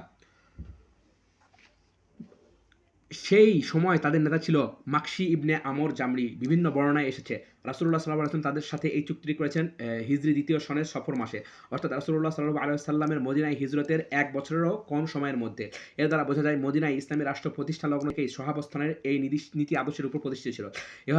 একইভাবে রাসূলুল্লাহ সাল্লাল্লাহু আলাইহি ওয়াসাল্লাম বনু মুজলিজের সাথেও সন্ধি চুক্তি করেছিলেন। তারা বসবাস করত ইয়াম্বু নামক অঞ্চলে। এই সন্ধি চুক্তিটা সম্পাদিত হয় হিজরি দ্বিতীয় সনের জুমাদাল উলা মাসে। এরপর চুক্তি করেন জুহাইনা গোত্রের সাথে। তারা ছিল অনেক বড় একটি গোত্র। এই গোত্র বসবাস করত মদিনা মুনাওয়ারার দক্ষিণ পশ্চিম পাশে। এভাবেই রাসূলুল্লাহ সাল্লাল্লাহু আলাইহি ওয়াসাল্লাম সর্বদা চেষ্টা করেছেন মুসলমানরা যেন আশেপাশের গোত্র ও সম্প্রদায়ের সাথে সবসময় শান্ত ও শান্তিপূর্ণ পরিবেশে বসবাস করতে পারে। তিনি কখনোই কারোর সঙ্গে যুদ্ধে জড়াতে চাননি। তিনি সবসময় যুদ্ধের পরিবর্তে সন্ধিকে এবং বিরোধের পরিবর্তে ঐক্যকে প্রাধান্য দিয়ে এসেছেন। এর বহু পরে রাসূলুল্লাহ সাল্লাল্লাহু আলাইহি ওয়াসাল্লাম ষষ্ঠ হিজরির শেষ দিকে মক্কার কুরাইশের সাথে হুদায়বিয়ার সন্ধি করেন। অথচ সকলেরই জানা এই সন্ধি চুক্তির আগে তিনি কুরাইশদের পক্ষ থেকে দীর্ঘ ১৯টি বছর অনেক প্রকার অত্যাচার সহ্য করেছেন। তিনি নিজে এবং তার সাহাবীগণ মুশরিকদের বিভিন্ন জুলুম নির্যাতন ও সন্ত্রাসের শিকার হয়েছেন। এত কিছুর পরেও রাসূলুল্লাহ সাল্লাল্লাহু আলাইহি ওয়াসাল্লাম মুশরিকদের সাথে সম্পাদিত হুদায়বিয়ার এই সন্ধি চুক্তিকে পূর্ণতা দানের প্রতি ছিলেন পূর্ণ আগ্রহী। এর দ্বারা বোঝা যায় তিনি শত্রুদের আচরণে ছিলেন কতটা নমনীয় এবং শান্তিপূর্ণ পরিবেশ সৃষ্টিতে কতটা আগ্রহী। আমরা দেখতে পাই রাসূলুল্লাহ সাল্লাল্লাহু আলাইহি ওয়াসাল্লাম মুশরিকদের এসব হঠকারিতা ও নির্যাতনের মুখোমুখি সত্ত্বেও স্বপ্নে দেখা ওমরার কার্যাবলী সম্পাদনের উদ্দেশ্যে শান্তিপূর্ণভাবে মুশরিকদের আবাসভূমি মক্কাতে যাওয়ার সিদ্ধান্ত গ্রহণ করেন। কিন্তু এবারও যখন তারা হঠকারিতা প্রদর্শন করল তখন তিনি কোনো ধরনের যুদ্ধবিগ্রহ ও সংঘাত ছাড়াই পুনরায় মদিনা মুনাওয়ারায় ফিরে আসার ইচ্ছা করেন। এ ব্যাপারে প্রকৃতপক্ষে তিনি শান্তিপূর্ণ পথে হাঁটার অভিপ্রায় ছিলেন। তাই এ লক্ষ্য পূরণে প্রয়োজনীয় বিষয়াদি অবলম্বন করে তিনি সেটা বাস্তবায়িত করেন। সে লক্ষ্যে তিনি ১৪০০ সাহাবায়ে কেরামের একটি জামাত নিয়ে মদিনা থেকে বের হন। সুতরাং তিনি মদিনা মুনাওয়ারার সকল জনশক্তি সঙ্গে নিয়ে বের হননি। আহজাব বা খন্দকের যুদ্ধের সময় যাদের সংখ্যা ৩,০০০কেও ছড়িয়ে গিয়েছিল।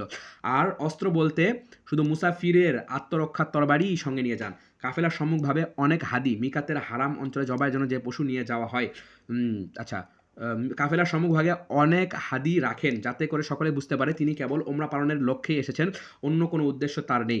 জুল হুলাইফা নামক স্থানে এসে তিনি ওমরার জন্য ইহরাম বাঁধলেন। তার সঙ্গে সাহাবীরাও ইহরাম বাঁধেন। পুরো পথ তালবিয়া পড়তে পড়তে তারা অগ্রসর হতে থাকেন। রাসূলুল্লাহ সাল্লাল্লাহু আলাইহি ওয়াসাল্লাম বিশর ইবনে সুফিয়ান আল খুজাই রাদিয়াল্লাহু আনহুকে আগে পাঠিয়ে দেন রাস্তা পর্যবেক্ষণের জন্য। রাসূল সাল্লাল্লাহু আলাইহি ওয়াসাল্লাম তাকে ও বুদাইল ইবনে উম্মে আসলামকে খুজাই গোত্রের শাখাগোত্র বনু কাবকে মক্কা অভিযানে শরীক হতে আহ্বান জানানোর জন্য পাঠিয়েছিলেন এবং বনু কাবের যাকাত উসুলের জন্য পাঠিয়েছিলেন। তো পর্যবেক্ষণের জন্য এবং এই তথ্য জানার জন্য যে কুরাইশরা মুসলমানদের শান্তিপূর্ণ অবস্থান এবং সন্তুষ্ট সূত্রে তাদের ওমরার কার্যাবলী এবং বাইতুল্লাহ তাওয়াফের প্রতি সম্মত নাকি তারা অহমিকা প্রদর্শন করবে এবং মুসলমানদের উপর চড়াও হবে। তবে বিশর ইবনে সুফিয়ান পরিস্থিতি পর্যবেক্ষণ করে ফিরে এসে রাসূলুল্লাহ সাল্লাল্লাহু আলাইহি ওয়াসাল্লামকে বললেন, হে আল্লাহর রাসূল, কুরাইশরা আপনার আগমনের সংবাদ শুনেই স্ত্রী পরিজন ও সন্তান সন্ততি নিয়ে বের হয়ে পড়েছে। তারা বাঘের চামড়া পরিধান করে এসেছে। তারা আল্লাহর নামে প্রতিজ্ঞাবদ্ধ হয়েছে যে তারা বেঁচে থাকতে আপনি কিছুতেই মক্কায় প্রবেশ করতে পারবেন না। খালিদ ইবনে ওয়ালিদ তাদের ঘোড়সওয়ার বাহিনী নিয়ে কুরাউল গামিম পর্যন্ত চলে এসেছে। আচ্ছা, কুরাউল গামিম মক্কা মদিনার মধ্যবর্তী হেজাজের এক প্রান্তে অবস্থিত একটি স্থান। গামিম হলো উপত্যকার নাম, কুবা হলো পাহাড়ের নাম। রাসূলুল্লাহ সাল্লাল্লাহু আলাইহি ওয়াসাল্লাম এটা শোনার পরও সামান্যতম বিচলিত হলেন না, বরং তিনি খুব শান্ত হয়ে বললেন, আহা কুরাইশ, যুদ্ধ বিগ্রহেই তাদের শেষ করে দিল। কি ক্ষতি হতো যদি তারা আমার ও অন্যান্য মানুষের মাঝে বাধার প্রাচীরস্বরূপ না দাঁড়িয়ে পথ উন্মুক্ত করে দিত। এরপর যদি অন্যান্য মানুষই আমার উপর জয়লাভ করত, তবে তো এমনিতে কুরাইশদের মনোবাঞ্ছা পূর্ণ হয়ে যেত। আর যদি আল্লাহ আমাকে জয়দান করতেন, তখনও কুরাইশরা দলে দলে ইসলাম গ্রহণ করে নিত। এরপরও যদি তারা ইসলাম প্রবেশ করতে অনীহা হতো, তবে তো তাদের শক্তি ছিলই, তখন না হয় যুদ্ধে জড়াতো। যুদ্ধের প্রতি কুরাইশদের এ ধরনের আগ্রহবোধ এবং অব্যাহতভাবে তাদের শত্রুতা প্রদর্শনের পরও রাসূলুল্লাহ সাল্লাল্লাহু আলাইহি ওয়াসাল্লাম কখনো তাদের শান্তিপূর্ণ দৃষ্টিভঙ্গি থেকে সরে আসেননি। তাই তিনি খালিদ ইবনুল ওয়ালিদের অবস্থান সম্পর্কে জেনে মুসলমানদের সেই পথ ছেড়ে আরেকটি দুর্গম পথে যাত্রার নির্দেশ প্রদান করেন। আসলাম গোত্রের একজন তাকে এই পথের সন্ধান দেয়। এর মাধ্যমে তিনি মুশরিকদের সাথে সংঘাত এড়িয়ে যান, যদিও তা সাময়িক ছিল। আর এটা এ কারণে ছিল না যে রাসূলুল্লাহ সাল্লাল্লাহু আলাইহি ওয়াসাল্লাম ভয় পেয়েছিলেন, বরং তা ছিল যথাসম্ভব যুদ্ধকে এড়িয়ে চলার জন্য। রাসূলুল্লাহ সাল্লাল্লাহু আলাইহি ওয়াসাল্লাম উমরা ইচ্ছুক সাহাবীদের নিয়ে হুদাইবিয়াতে পৌঁছে গেলেন। খবর পেয়ে খালিদ ইবনে ওয়ালিদ নিজ বাহিনীকে নিয়ে দ্রুত মক্কায় চলে যায় তাদেরকে সতর্ক করার জন্য। এদিকে হুদাইবিয়াতে একটি আশ্চর্যজনক ঘটনা ঘটে। রাসূলুল্লাহ সাল্লাল্লাহু আলাইহি ওয়াসাল্লামের উটনী সেখানে এসে থেমে পড়ে, সামনে চলা বন্ধ করে দেয়। মানুষরা উঠো উঠো বলে তাকে উঠাতে চায়, কিন্তু উটনী তার জায়গায় অনড় বসে থাকে। মানুষরা বলা শুরু করে, কাসওয়া, রাসূলের উটনীর নাম, চলা বন্ধ করে দিয়েছে। রাসূলুল্লাহ সাল্লাল্লাহু আলাইহি ওয়াসাল্লাম বললেন, কাসওয়া চলা বন্ধ করেনি, এমনটি করার স্বভাব তার নেই। তবে হস্তি বাহিনীকে যিনি আটকে দিয়েছিলেন, সেই সত্তাই তাকে আটকে দিয়েছেন। অতঃপর রাসূলুল্লাহ সাল্লাল্লাহু আলাইহি ওয়াসাল্লাম বললেন, সেই সত্তার কসম যার হাতে আমার প্রাণ, কুরাইশরা আল্লাহ তাআলার সম্মানিত বিষয়সমূহকে সম্মান দেখানোর জন্য, হারাম অঞ্চলের রক্তপাত এড়ানোর জন্য আমার কাছে যে কোনো শর্ত আরোপ করবে, আমি সে শর্ত মেনে নেব।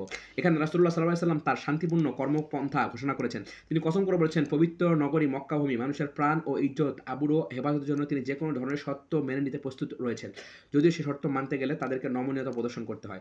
আলোচনার জন্য কুরাইশরা একের পর এক ব্যক্তিকে প্রেরণ করতে থাকলো।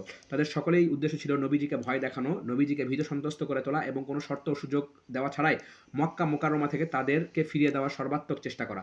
কিন্তু রাসূলুল্লাহ সাল্লাল্লাহু আলাইহি ওয়াসাল্লাম কুরাইশদের পক্ষ থেকে আগত প্রথম দূত বুদাইল ইবনে ওয়ারাকা আল খুজাইকে জানিয়ে দেন তিনি সন্ধি চান।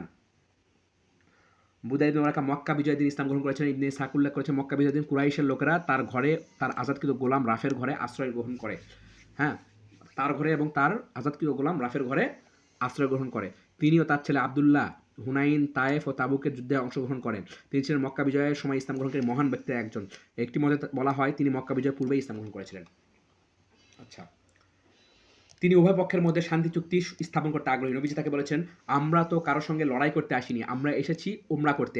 আমাদের জানা আছে যুদ্ধ বিগ্রহ কুরাইশদের দুর্বল করে ফেলেছে, তাদের বড় ক্ষতি সাধন করেছে। অতএব তারা যদি চায়, আমি তাদের সঙ্গে কিছুদিনের মেয়াদে সন্ধি চুক্তি স্থাপন করব এবং তা আমার ও অন্য মানুষদের জন্য উমরার পথ উন্মুক্ত করে দেবে। এরপর আমি যদি আমার দাওয়াতি কাজে সফল হতে পারি, তাহলে তারা অন্য মানুষদের মতো ইসলামে প্রবেশ করতে চাইলে করতে পারবে। আর যদি না চায়, তাহলে কমপক্ষে তারা লড়াই করার কষ্ট থেকে মুক্তি পাবে। আর তারা যদি এই প্রস্তাবকে মানতে অস্বীকার করে, তাহলে ওই সত্তার কসম যার হাতে আমার প্রাণ, আমার গর্দান আমার দেহ থেকে বিচ্ছিন্ন না হওয়া পর্যন্ত অবশ্যই আমি তাদের সাথে আমার এই লক্ষ্য অর্জনে লড়াই করে যাব। নিঃসন্দেহে আল্লাহ তাআলা তার দ্বীনকে প্রতিষ্ঠিত করবেন। তবুও একের পর এক কুরাইশদের দূত বা প্রতিনিধি আসতে থাকে। রাসূলুল্লাহ সাল্লাল্লাহু আলাইহি ওয়াসাল্লাম তাদের সকলকে ঠিক ওই কথাই বলেন যা বলেছিলেন বুদাইল ইবনে ওয়ারাকাকে। তারপর নবীজি সিদ্ধান্ত নেন কুরাইশদের সামনে ইসলামের দৃষ্টিভঙ্গি উপস্থাপনের জন্য তিনি তাদের একজন দূত প্রেরণ করবেন।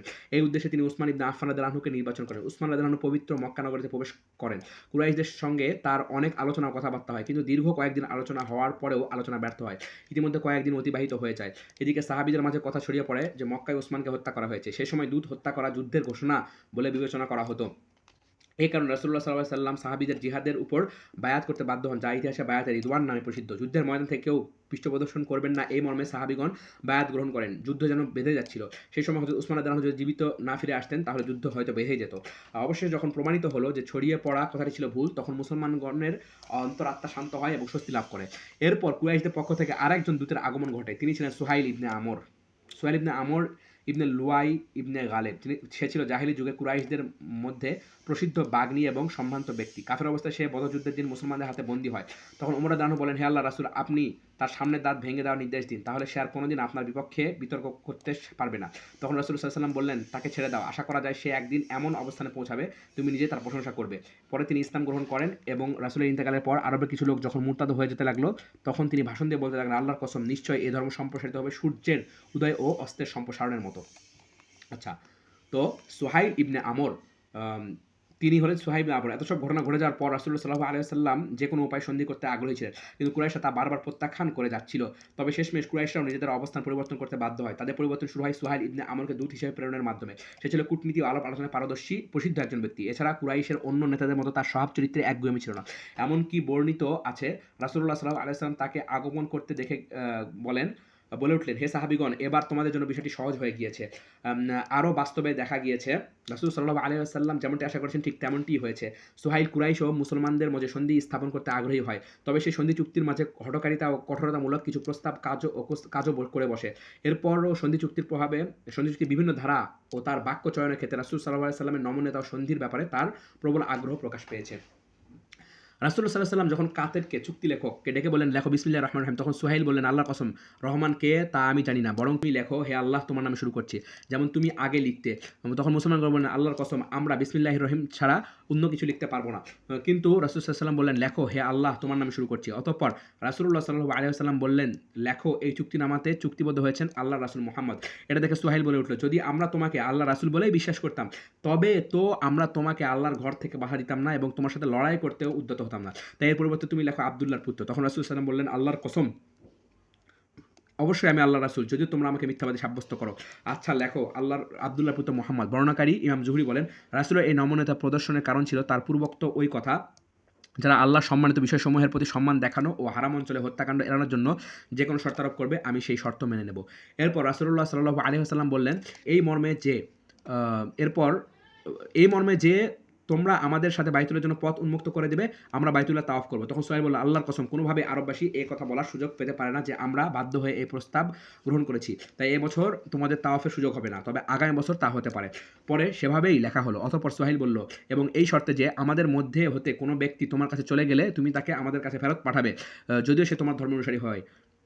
মুসলমানগণ বলে, সুবহানাল্লাহ, এটা কী করে সম্ভব যে তাকে মুশরিকদের নিকট ফিরিয়ে দেওয়া হবে অথচ সে মুসলমান হয়ে আমাদের কাছে এসেছে? তারা সকলে সন্ধির এই ধারা নিয়ে আলোচনা করছেন। ঠিক সেই মুহূর্তে সুহাইল ইবনে আমরের ছেলে আবু জান্দাল বেড়ি পরিহিত অবস্থায় খোঁড়াতে খোঁড়াতে সেখানে উপস্থিত হলো। সে ছিল মক্কার নিম্নাঞ্চল থেকে। আবু জান্দাল এসে মুসলমানদের মাঝে অবস্থান নিল। তখন সুহাইল বলে উঠল, হে মুহাম্মদ, যে ব্যাপারে আমি তোমার সঙ্গে চুক্তি করেছি এটাই কিন্তু তা পূরণের প্রথম ক্ষেত্র, তুমি তাকে আমার নিকট ফিরিয়ে দেবে। নবীজি বললেন, এখনও তো আমরা চুক্তি সম্পূর্ণ করিনি। সুহাইল বলল, যদি তা কার্যকর না করো তাহলে আমি তোমার সঙ্গে আর কখনো কোনো বিষয়ে সন্ধি করবো না। নবীজি বললেন, কেবল ওকে আমার নিকট থাকার অনুমতি দাও। সোহাইল বলল, কিছুতে আমি তোমার নিকট থাকার অনুমতি দিতে পারি। নবীজি বললেন, অবশ্যই তোমাকে এটা করতে হবে। সোহাইল বলল, আমি পারবো না। এদিকে তখন আবু জান্দাল মুসলমানদের উদ্দেশ্য করে বললেন, হে মুসলমানগণ, আমি তোমাদের কাছে মুসলমান হয়ে এসেছি, এখন কিভাবে আবার তাকে আমাকে মুশরিকদের নিকট ফিরিয়ে দেওয়া যেতে পারে? তোমরা কি দেখতে পাচ্ছ না যে ইসলামের জন্য আমি কি পরিমাণ জুলুম নির্যাতনের শিকার হয়েছি? বাস্তবেও আল্লাহর প্রতি ঈমান আনার কারণে তাকে চরম জুলুম নির্যাতনের শিকার হতে হয়েছিল। এভাবে আমরা দেখতে পাই রাসূলুল্লাহ সাল্লাল্লাহু আলাইহি ওয়াসাল্লাম কি পরিমাণ ছাড় দিয়েছেন চুক্তিপত্রের শুরুতেই পূর্ণ বিসমিল্লাহির রহমানির রহিম লেখার ব্যাপারে, এরপর তার নামের সঙ্গে আল্লাহ রাসূল এই বিষয়টি যুক্ত করার ব্যাপারে। তাছাড়া এবছর বাইতুল্লাহ তাওয়াফ না করে ফিরে যাওয়ার মতো কঠিন প্রস্তাবকে তিনি সাদরে গ্রহণ করে নিয়েছেন। শুধু তাই নয়, এরপর আমরা দেখেছি মক্কাবাসীর মধ্যে কেউ মুসলমান হয়ে তার নিকট গমন করলে তার পরিবারের লোকেরা যদি তাকে ফেরত চায় তাহলে তিনি তাকে ফেরত দিতে বাধ্য থাকবেন, এরকম প্রস্তাবও তিনি মাথা পেতে মেনে নিয়েছেন। এর বিষয়টি আরও করুণ হয়ে উঠেছিল যখন সুহাইল ইবনে আমরের ছেলে আবু জান্দালের আগমন ঘটেছিল। ইসলাম গ্রহণ করার কারণে তখন সে মুশরিকদের নিকট ভীষণ জুলুম ও নির্যাতনের শিকার হচ্ছিল। তাকে শিকলে আবদ্ধ করে রাখা হয়েছিল। এই অবস্থাতে এসে মুসলমানদের নিকট সাহায্যের আবেদন করে, আর তার আবেদনের প্রেক্ষিতে রাসূলুল্লাহ সাল্লাল্লাহু আলাইহি ওয়াসাল্লাম সুহাইল ইবনে আমরের কাছে তাকে রেখে দেওয়ার দাবি করেন, কিন্তু সুহাইল সে দাবি প্রত্যাখ্যান করে এবং সন্ধির সকল আলোচনার অগ্রগতি এই নির্যাতিত মুসলিম যুবককে রেখে দেওয়ার সাথে শর্তযুক্ত করে, অর্থাৎ তাকে ফেরত না দিলে আর সন্ধি হবে না। এভাবে সন্ধি আলোচনা ব্যর্থ হওয়ার উপক্রম হলে রাসূলুল্লাহ সাল্লাল্লাহু আলাইহি ওয়াসাল্লাম অবশেষে এটাতে সম্মতি প্রদান করেন। সন্ধি চুক্তি পূর্ণ করার জন্য তিনি দৃশ্যত এসব জটিলতা ও প্রতিকূলতা মেনে নেন। এতে তিনি সাহাবায়ে কেরামের আপত্তিকেও উপেক্ষা করেন। তাদের অগ্রভাগে ছিলেন হযরত ওমর ইবনে খাত্তাব রাদিয়াল্লাহু আনহু। পরিশেষে রাসূল সাল্লাল্লাহু আলাইহি ওয়াসাল্লামের লক্ষ্য বাস্তবতায় পরিণত হয়। চুক্তি সম্পাদিত হয়। চুক্তিনামা লিখে 2টি কপি বানানো হয়। মুসলমানগণ ও মক্কাবাসী প্রত্যেকে একটি করে কপি নিজেদের কাছে সংরক্ষণ করে। রাসূলুল্লাহ সাল্লাল্লাহু আলাইহি ওয়াসাল্লামের এই লিখিত সন্ধি চুক্তির সবচেয়ে লক্ষণীয় মুগ্ধকর ব্যাপার ছিল সন্ধি পরবর্তী জটিল সময়গুলোতেও সেই শর্তগুলোর বাস্তব প্রয়োগ ঘটানো। কারণ সেই চুক্তির শর্ত বাস্তবায়ন করতে গিয়ে তিনি আবু বাসির রাদিয়াল্লাহু আনহুকেও ফিরিয়ে দেন। সেই ছিল কুরাইশদের একজন। এভাবে ইসলাম গ্রহণের পর নিজের ধর্ম রক্ষার্থে মক্কা থেকে মদিনায় পালিয়ে এসেছিল। কুরাইশরা তাকে ধরে আনার জন্য দুজন লোক পাঠায়। তারা এসে রাসূলুল্লাহ সাল্লাল্লাহু আলাইহি ওয়াসাল্লামকে বলে, সেই প্রতিশ্রুতি পালন করুন যা আপনি আমাদেরকে দিয়েছেন। তখন রাসূলুল্লাহ সাল্লাল্লাহু আলাইহি ওয়াসাল্লাম আবু বসির রাদিয়াল্লাহু আনহুকে তাদের হাতে দিয়ে দেন। রাসূলুল্লাহ সাল্লাল্লাহু আলাইহি ওয়াসাল্লামের চুক্তি পালন এমনই সততাপূর্ণ ছিল যে একজন মুসলমান হয়ে আশ্রয়ের জন্য মদিনায় এসেছে, কিন্তু রাসূল তাকে ফেরত পাঠিয়ে দিচ্ছেন। অথচ সেই সময় মদিনায় লড়াকু সৈনিকের একান্ত প্রয়োজন ছিল। তাছাড়া মক্কায় একজন মুসলমানকে ইসলাম গ্রহণের কারণে বহু বিপদের সম্মুখীন হতে হতো। তার উপর জুলুম নির্যাতন করা হতো। এরপর রাসূলুল্লাহ সাল্লাল্লাহু আলাইহি ওয়াসাল্লাম তাকে নিজেদের কাছে রেখে দেননি, বরং ফেরত পাঠিয়েছেন। কারণ চুক্তির ধারাগুলোতে বিষয়টি সুস্পষ্টভাবে লেখা ছিল। এ কারণে সেটা পালন করা ছিল অবশ্য কর্তব্য। অথচ এদিকে আবু বসর রাদিয়াল্লাহু আনহু নিজেও রাসূলের ফেরত প্রদান দেখে খুব আশ্চর্য হয়ে যান এবং তাকে প্রশ্ন করে বলেন, হে আল্লাহর নবী, আপনি আমাকে মুশরিকদের হাতে দিয়ে দিচ্ছেন। তারা তো আমাকে আমার ধর্মের কারণে কষ্ট দেবে। আর রাসূলুল্লাহ সাল্লাল্লাহু আলাইহি ওয়াসাল্লাম তাকে সান্ত্বনা দিয়ে বললেন, হে আবু বসর, নিশ্চয়ই আল্লাহ তাআলা অচিরেই তোমার এবং তোমার সঙ্গে থাকা দুর্বল ব্যক্তিদের জন্য মুক্তি ও পরিত্রাণের ব্যবস্থা করবেন। পরে মক্কা যাওয়ার পথে আবু বসর সমুদ্র উপকূলের দিকে পালিয়ে যান। সেখানে একটি শিবির স্থাপন করেন এবং কুরাইশদের বিভিন্ন কাফেলার উপর অতর্কিত হামলা করতে থাকেন। কিন্তু কুরাইশরা তার কোনো ক্ষতি সাধন করতে পারেনি এবং তারা রাসূলকেও এ ব্যাপারে দোষারোপ করতে পারেনি, কারণ আবু বসর তো তখন তার অধীনে ছিলেন না। এদিকে মক্কার অন্যান্য নির্যাতিত মুসলমান আবু বসরের অবস্থান সম্পর্কে জানতে পারে এবং কুরাইশদের কাফেলার উপর হামলার এ কাজে সহযোগিতার জন্য তার সাথে গিয়ে মিলিত হওয়ার সিদ্ধান্ত গ্রহণ করে। এই উদ্দেশ্যে সুহাইল ইবনে আমরের ছেলে আবু জান্দাল আবু বসরের সঙ্গে গিয়ে মিলিত হয়। তাকে অনুসরণ করে এভাবে আরও ৭০ জন মুসলমান। এই সব নির্যাতিত অমুসলিম সন্ধি চুক্তির সন্তের কারণে মদিনায় গিয়ে আশ্রয় গ্রহণ করতে পারছিল না, আবার কাফেরদের নির্যাতনের কারণে মক্কায় অবস্থান করতে পারছিল না।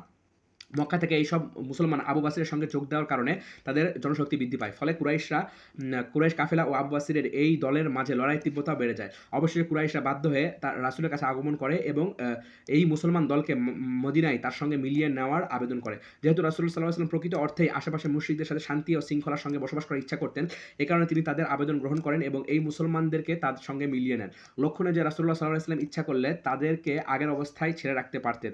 এভাবেই তারা অতর্কিত আক্রমণে কুরাইশদের জীবনযাত্রা দুর্বিষহ করে তুলত, তাদের শক্তি খর্ব করে দিত, ধন সম্পদ নিঃশেষ করে দিত। কিন্তু নবী সাল্লাল্লাহু আলাইহি ওয়াসাল্লাম সবসময় কুরাইশদের সঙ্গে পরিচ্ছন্ন অন্তর নিয়ে আচার ব্যবহার করেছেন। এটা ভালোভাবে উপলব্ধি করতে পেরেছে তারাই যারা রাসূল সাল্লাল্লাহু আলাইহি ওয়াসাল্লামকে চিনেছে এবং জেনেছে।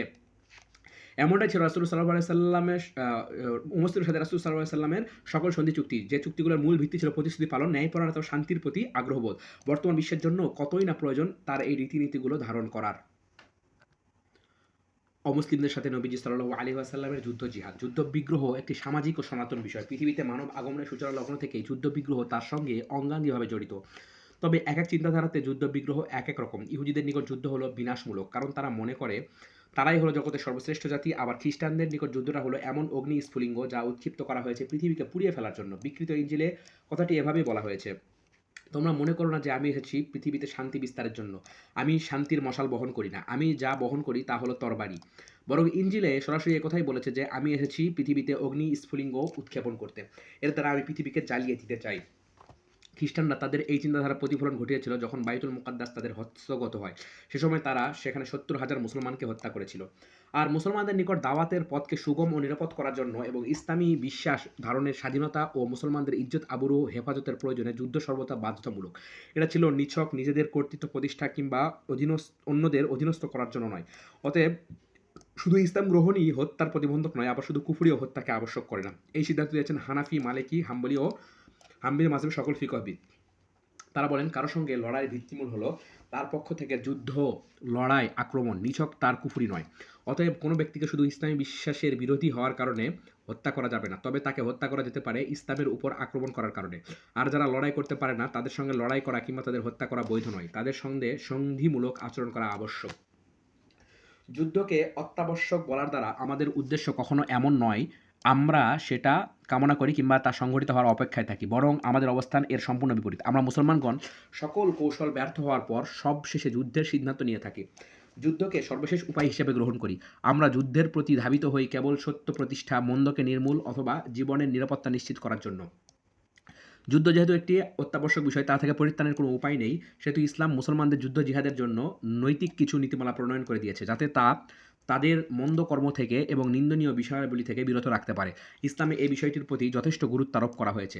গুরুত্ব প্রদান করা হয়েছে কুরআনুল কারীমে, রাসূলের সুন্নাত ও সিরাতেও। আশা করা যায় নিচের দুটি আলোচনার মাধ্যমে আমরা অমুসলিমদের সাথে রাসূলুল্লাহ সাল্লাল্লাহু আলাইহি সাল্লামের যুদ্ধের স্বভাবজাত বৈশিষ্ট্যাবলী সম্পর্কে জানতে সক্ষম হব। আচ্ছা, যুদ্ধাবস্থায় ও যুদ্ধের পরে নবীজি সাল্লাল্লাহু আলাইহি ওয়াসাল্লামের আচরণ। ইসলামে যুদ্ধ জিহাদের শরীর বিধান হলো অন্য সকল মতবাদ ও মতাদর্শ থেকে সম্পূর্ণ ভিন্ন।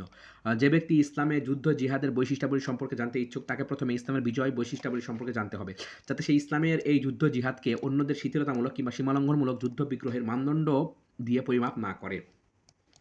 যেসব কারণে যুদ্ধ হওয়া উচিত, যেসব কারণ সম্পর্কে রাসূলুল্লাহ সাল্লাল্লাহু আলাইহি ওয়াসাল্লামের দৃষ্টিভঙ্গি ছিল সম্পূর্ণ সুস্পষ্ট, আর সেগুলো ছিল এমন কারণ যা কোনো বিবেকবান ব্যক্তি অস্বীকার করতে পারে না এবং কোনো নিরপেক্ষ ব্যক্তি সে সম্পর্কে কোনো আপত্তিও তুলতে পারে না।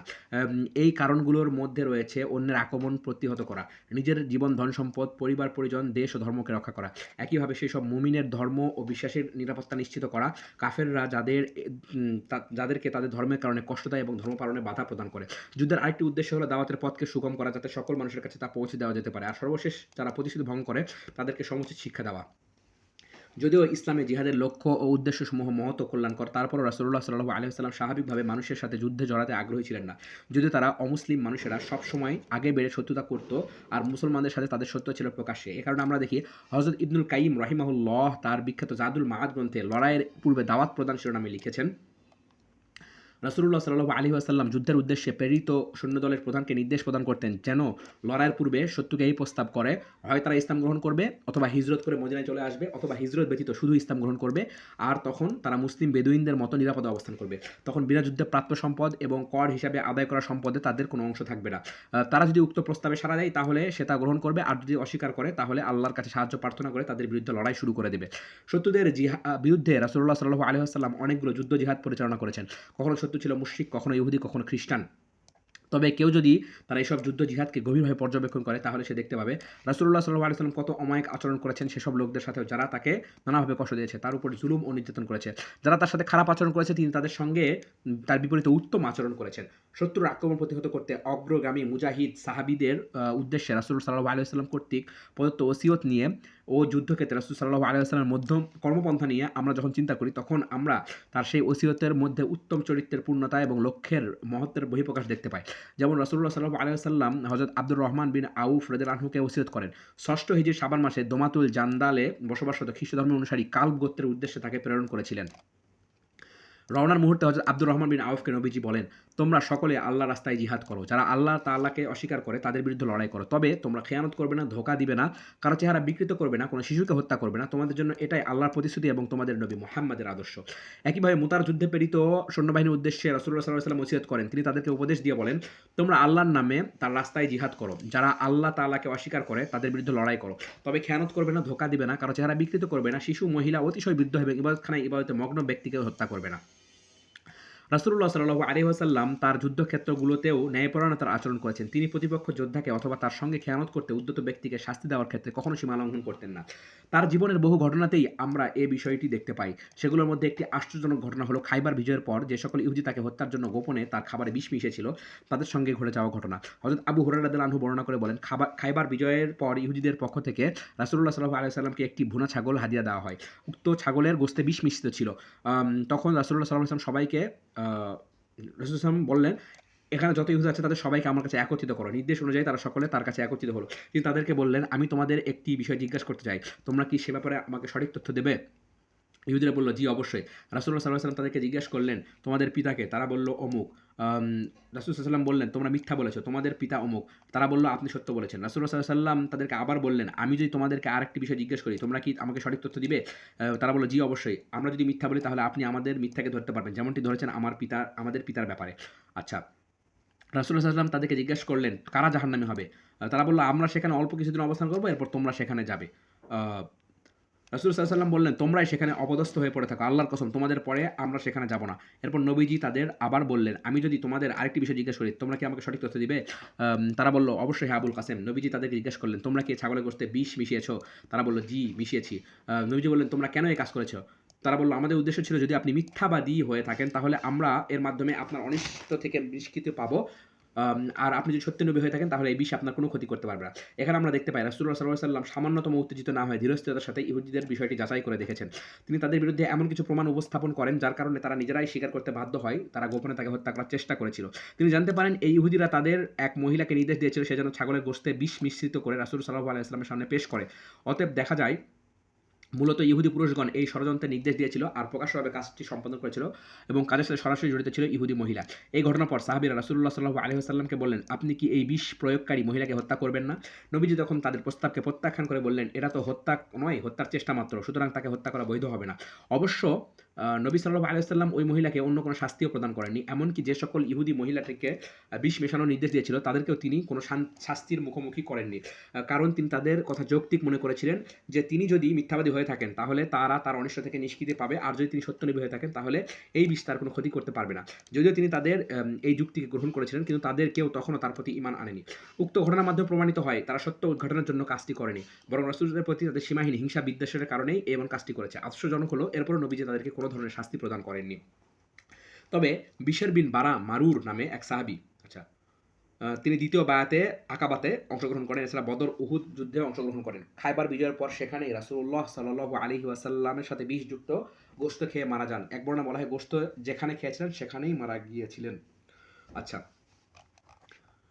নামে একজন সাহাবীর সাথে বসে বিষ মিশ্রিত এক টুকরা গোশত খেয়ে ফেলেন এবং বিষক্রিয়ায় মৃত্যুবরণ করেন। এই হত্যা সংঘটিত হওয়ার কারণে পরে রাসূলুল্লাহ সাল্লাল্লাহু আলাইহি ওয়াসাল্লাম সেই মহিলাকে কিসাস হিসেবে হত্যার নির্দেশ দেন।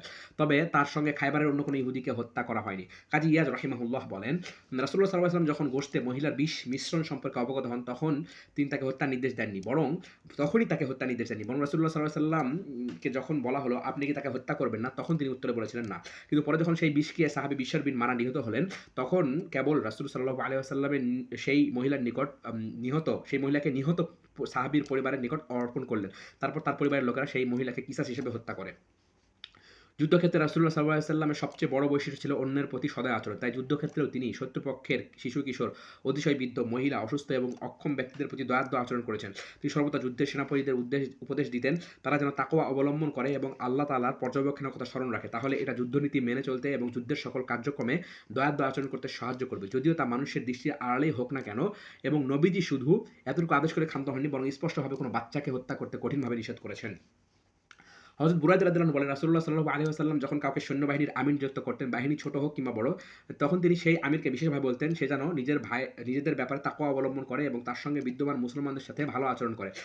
তাকে আরও বলে দিতেন তোমরা ছোট বাচ্চাকে হত্যা করবে না। শত্রুদের বিরুদ্ধে লড়াই করতে গিয়ে মুসলমানরা যদি কোনো ভুল করে ফেলতেন এবং কোনো ছোট্ট বাচ্চাকে হত্যা করে ফেলতেন, তবে রাসূল সাল্লাল্লাহু আলাইহি ওয়াসাল্লাম চরম রাগান্বিত হতেন। আমরা এর উদাহরণ পাই হযরত আসওয়াদ ইবনে সারি রাদিয়াল্লাহু আনহু এর বর্ণনায়। তিনি বলেন রাসূলুল্লাহ সাল্লাল্লাহু আলাইহি ওয়াসাল্লাম হুনাইন যুদ্ধের দিন একটি ছোট দলকে প্রেরণ করেন। তারা মুশরিকদের সঙ্গে লড়াই করে। লড়াইয়ের এক পর্যায়ে তারা কিছু বালককেও হত্যা করে ফেলে। এরপর তারা যখন রাসূলের নিকট ফিরে এলো তিনি তাদেরকে বললেন, তোমরা ছোট বালককে কেন হত্যা করেছো? তারা বলল, হে আল্লাহর নবী, তারা তো মুশরিকদের সন্তান। নবীজি বললেন, তোমাদের মধ্যে আজ যারা শ্রেষ্ঠ তারা কি একদিন মুশরিকদের সন্তান ছিল না? ওই সত্তার কসম যার হাতে মুহাম্মাদের প্রাণ। প্রতিটি নবজাতক সন্তান ইসলাম গ্রহণের যোগ্যতা নিয়ে জন্মগ্রহণ করে, যতক্ষণ না সে তার জিহ্বা দিয়ে তার সম্পর্কে ভিন্ন কিছু প্রকাশ করে। একইভাবে রাসূলুল্লাহ সাল্লাল্লাহু আলাইহি ওয়াসাল্লাম যুদ্ধক্ষেত্রে মহিলাদেরকে হত্যা করতে নিষেধ করতেন। হযরত বারা ইবনে রবি রাদিয়াল্লাহু আনহু বর্ণিত, তিনি বলেন, একবার আমরা রাসূলুল্লাহ সাল্লাল্লাহু আলাইহি ওয়াসাল্লামের সাথে একটি যুদ্ধে ছিলাম। তিনি দেখলেন লোকেরা একটি বিষয় নিয়ে জটলা পাকিয়েছে। তথ্য উদ্ঘাটনের জন্য নবীজি এক ব্যক্তিকে পাঠিয়ে বললেন, দেখে এসো তো লোকেরা কেন জটলা পাকিয়েছে। লোকটি ফিরে এসে বলল, নিহত এক মহিলাকে ঘিরে তারা জটলা পাকিয়েছে। রাসূলুল্লাহ সাল্লাল্লাহু আলাইহি ওয়াসাল্লাম বললেন, মহিলা তো লড়াই করার মতো ছিল না।